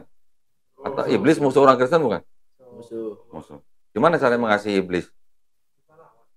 Hah? Biarkan dia menyesatkan kita. Gimana coba? Kalau kasihilah musuhmu, sedangkan iblis adalah musuh utama. Bisa nggak masuk neraka? Loh, tapi kalau mau diolah-olah kan, iblis kan tadi kan berjasa ya. Ya. Pahlawan. Jangan udah masuk surga. Oke, jadi cukup jelas ya. Harus ini di sini juga nih. Kalian kalau ada duit ya, nabung beli buku ini. Isaruh. Di kampus Ada. Badiu Zaman Said Nursi. Kalau ada di perpustakaan baca. Baca ini, bagus banget. Ada di perpustakaan. Bacalah. Beneran, bagus. Ya. Di sini juga istilahnya saya tadi berkata seperti itu bukan ngambil atau baca dari sini ya, bukannya. Tapi saya juga punya pemahaman sendiri karena apa? Karena saya sudah mempelajari dari buku-buku Kristen sendiri bahwa Taurat tidak menulis Musa tidak menulis Pentateuch, 5 kitab Musa. Daud juga tidak menulis Mazmur. Yesus juga tidak menulis 4 gospel. Jadi saya berdasarkan yang sudah saya baca itu, Taurat, Zabur, Injil yang dimaksud oleh Quran bukan Bible-nya orang Yahudi, juga bukan Bible-nya orang Kristen. Ini juga ternyata menyatakan hal yang sama. Jadi, kalau orang Kristen bilang, nggak ada nama Muhammad di dalam Bible kami gitu. Ya so what gitu loh, orang itu bukan Taurat, Zabur, Injil yang dimaksud Quran gitu loh. Jadi maksud saya jangan GR gitu maksudnya. Memang ada teman-teman kita juga yang Muslim yang berharap ada nubuat untuk Nabi Muhammad SAW di dalam Bible Kristen dan Bible Yahudi. Ada yang begitu. Saya kurang sependapat karena kalau mau dipastikan ini untuk Nabi Muhammad SAW, berarti kita melanggar prinsip kita sendiri. Maksudnya gini, kalau kita diajarkan oleh guru-guru kita kan tidak boleh menafsirkan kitab suci orang. Betul? Boleh nggak Quran ditafsirkan oleh orang yang bukan Islam atau orang yang tidak mengimani Quran? Boleh nggak Quran ditafsirkan dengan semena-mena? Berarti kita boleh nggak menafsirkan kitab orang dengan semena-mena? Tidak boleh kan? Yahudi juga punya kitab sendiri kan? Yahudi juga punya ulama-ulama sendiri, mereka juga menafsirkan kitab mereka. Menurut orang Yahudi, di sini tidak ada Yesus, tidak ada Muhammad. Oke. Kita bilang ke orang Kristen, di sini nggak ada Yesus. Tapi kalau kita bilang di sini ada Muhammad, berarti kan double standar kalau begitu, ya kan?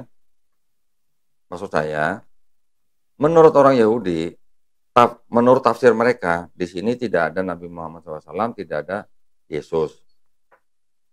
Menurut Kristen, kitabnya mereka yang ini,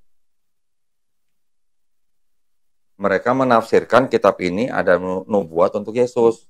Makanya menjadi perjanjian lama, betul kan? Artinya kan mereka sudah melompat pagar nih. Ini kitabnya orang Yahudi, ditafsirkan mereka dengan dirubah-rubah, kemudian ada diklaim bahwa ada nubuat untuk Yesus di dalam Perjanjian Lama. Perjanjian Lamanya kan berasal dari sini. Sekarang kalau kita mengatakan bahwa ini dan ini bukan Taurat, Zabur, Injil yang dimaksud oleh Quran, apakah kita tidak menjilat ludah kita sendiri kalau kita mengatakan bahwa di sini ada nubuat untuk Nabi Muhammad SAW? Itu maksud saya. Ya. Kalau kita bicara indikasi, masih oke lah, indikasi. Kita dalam ranah bertanya atau dalam ranah memancing logika mereka. Apa mungkin indikasi? Karena juga ada indikasi nubuat itu sebenarnya ada di dalam Taurat Injil yang sekarang aslinya tidak ada karena nabi-nabi dan rasulnya juga sudah tidak ada, yang mana wahyu-wahyu yang diturunkan kepada nabi dan rasul ini sudah diturunkan kemudian ditulis oleh orang-orang yang bukan menerima wahyu. Sebenarnya dulu ada, tetapi di sini sudah dibuang, sudah dirubah. Nah, terus apa kita mau klaim bahwa di sini ada nubuat untuk Nabi Muhammad SAW? Gitu maksud saya. Jadi yang dimaksud oleh Quran adalah yang di sini, yang Taurat, Zabur, Injil yang asli diterima oleh Nabi dan Rasulnya. Itu ada nama Nabi Muhammad SAW itu tertulis di dalam Taurat dan Injil. Tetapi karena yang ini asli sudah nggak ada, kemudian ditulis yang ini kira-kira di abad ke-5 sebelum Masehi, yang ini ditulis dari kira-kira abad pertama sampai abad kedua Masehi. Terus kita mau bilang namanya Nabi Muhammad SAW ada di sini. Nah, berarti kita menjilat udah kita sendiri gitu loh. Tapi kalau kita bicara indikasi, masih boleh. Indikasi, logika, masih boleh. Tapi bukan menafsirkan gitu. Yang berhak menafsirkan ini ya orang-orang Yahudi. Yang berhak menafsirkan ini ya orang-orang Kristen. Cuman yang kita pelajarin kan, oh ternyata orang Kristen menafsirkan Perjanjian Lama berdasarkan ini. Berarti sebenarnya mereka juga sudah lompat pagar. Apakah kita mau sama seperti orang Kristen lompat pagar? Nah, terus pertanyaannya lagi, apakah kalau di sini dan di sini tidak ada nubuat untuk Nabi Muhammad SAW, apakah Quran salah? Tidak. Gitu. Sedangkan pendeta aja ada yang ragu sama keaslian Bible kan? Ada, memang ada. Kenapa kita harus maksa kalau itu tuh Bible asli? Maksud saya gitu. Ada juga pendeta, nih kira-kira berapa waktu yang lalu lah, udah cukup lama lah. Ada pendeta yang mengakui bahwa Bible ini kelasnya sekelas hadis.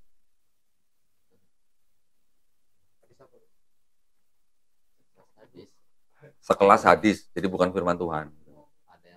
Sekelas hadis. Nah, tinggal ditentukan mau hadis sahih, hadis hasan, hadis maudhu atau hadis mungkar gitu. Ada yang begitu. Ada videonya kok yang begitu dalam ranah debat waktu itu.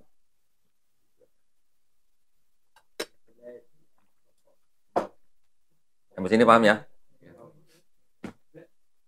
Tanya. Paham nggak? Paham nanti ditanya bengong lagi.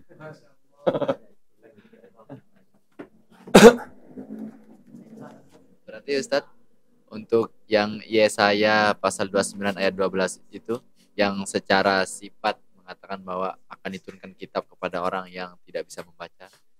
Berarti itu kalau mungkin iya, tapi mengatakan pasti itu enggak. Jangan mengatakan pasti. Tapi kalau ditanya siapa nabi yang tidak bisa baca tulis yang menerima diberikan kitab dan bilang tidak bisa membaca, ya yang kita tahu cuma Nabi Muhammad SAW. Tapi kalau ditanya apakah Yesaya 29:12 itu pasti untuk Nabi Muhammad SAW, ntar dulu. Ini kitab orang. Tanya yang punya kitab, tafsirnya bagaimana? Itu ada tafsirnya, orang Yahudi ada tafsirnya, ada. Kalau mau baca tafsirnya bisa buka di sefaria.org. Sefaria. Jadi kita harus fair gitu loh. Jangan kita nggak mau kalau Quran kita ditafsir sembarangan, tapi kita menafsirkan kitab orang sembarangan gitu. Ya. Jadi hanya indikasi. Hanya indikasi. Seperti contoh Ulangan 18:18. akan kubangkitkan seorang nabi dari apa namanya, dari saudaramu sendiri gitu. Kita jangan langsung bilang itu pasti buat Nabi Muhammad SAW. Ntar dulu. Kalaupun itu bukan untuk Nabi Muhammad SAW juga, Quran juga bukan jadi salah gitu loh. Karena yang dibaca Ulangan 18:18 itu bukan Taurat, Zabur, Injil yang dimaksud sama Quran gitu. Tapi kalau indikasi, nah boleh indikasi nih, misalnya nih. Kenapa saya katakan indikasi? Karena Ulangan 18:18 mengatakan akan kubangkitkan seorang nabi dari saudaramu sendiri kan. Kita mau bilang itu saudaranya mau disebut keturunan Ismail, ataupun di Yohanes pasal 1 ayat 19 sampai 20 yang mengatakan, yang orang-orang Yahudi bertanya kepada Yohanes, apakah kamu Elia? Yohanes bilang bukan. Apakah kamu Mesias? Yohanes bilang bukan. Apakah kamu nabi itu? Ada pertanyaan, apakah kamu nabi itu gitu? Berarti yang bertanya kan masih berpatokan kepada Ulangan 18:18. Ada nabi yang akan dibangkitkan dari saudaramu sendiri gitu. Di Yohanes Perjanjian Baru masih ada yang bertanya, apakah kamu nabi itu? Kalau Elia, sebagian orang Yahudi waktu itu mengatakan Yohanes adalah titisan Elia. Sebagian lagi bukan. Mesias, Yesus. Nah sekarang nabi itu siapa gitu. Jadi ini cuma indikasi gitu. Ya, paham ya? Walaupun memang sepertinya mengarah ke sana ya. Ya, kalau mau dianggap mengarah ke sana, boleh-boleh saja. Tapi kita tidak boleh klaim ini pasti. Gitu. Contoh misalnya kalau yang di Perjanjian Baru juga ada yang disebut dengan Parakletos. Pernah dengar? Penghibur. Belum pernah dengar? Oh, iya. Hah? Pernah dengar? Parakletos. Apakah itu Nabi Muhammad SAW? Pasti. Nggak usah. Nggak usah buru-buru tuh pasti Nabi Muhammad. Nggak perlu buat kita. Cuman yang boleh kita tanya apa? Ternyata Yesus juga disebut Parakletos.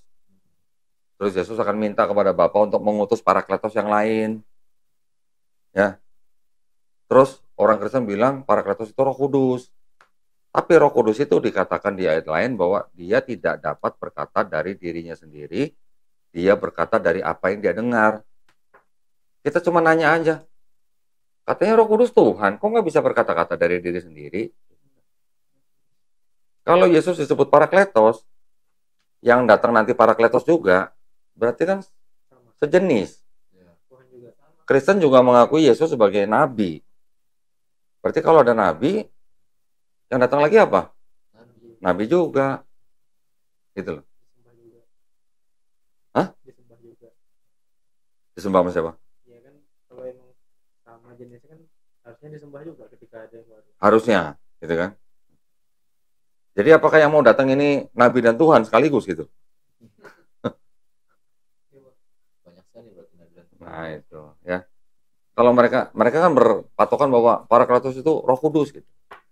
Tapi ada ayat lain yang mengatakan Yesus bilang bahwa Parakletos itu tidak akan datang kalau aku tidak pergi. Sedangkan di ayat lain lagi, Yesus sebelum pergi, Yesus mengembuskan Roh Kudus. Sebelum Yesus lahir juga sudah ada Roh Kudus. Sebelum Yesus pergi, Yesus sudah mengembuskan Roh Kudus. Berarti siapa? Sedangkan Yesus di ayat lain bilang, Parakletos itu tidak akan datang kalau aku tidak pergi. Berarti kan bukan Roh Kudus. Ya kita cuma sebatas nanya, siapa kira-kira itu? Yang manusia, yang nabi, yang tidak dapat berkata-kata dari dirinya sendiri selain apa yang dia dengar gitu. Ya. Kita jangan terlalu membabi buta gitu. Oh, ini pasti untuk Nabi Muhammad SAW. Tar dulu. Kalau kita tidak mau Quran kita ditafsir secara semena-mena, kita juga tidak boleh mengklaim secara semena-mena. Gitu. Berbicaranya hanya mengenai indikasi aja. Gitu. Nggak ada untungnya juga.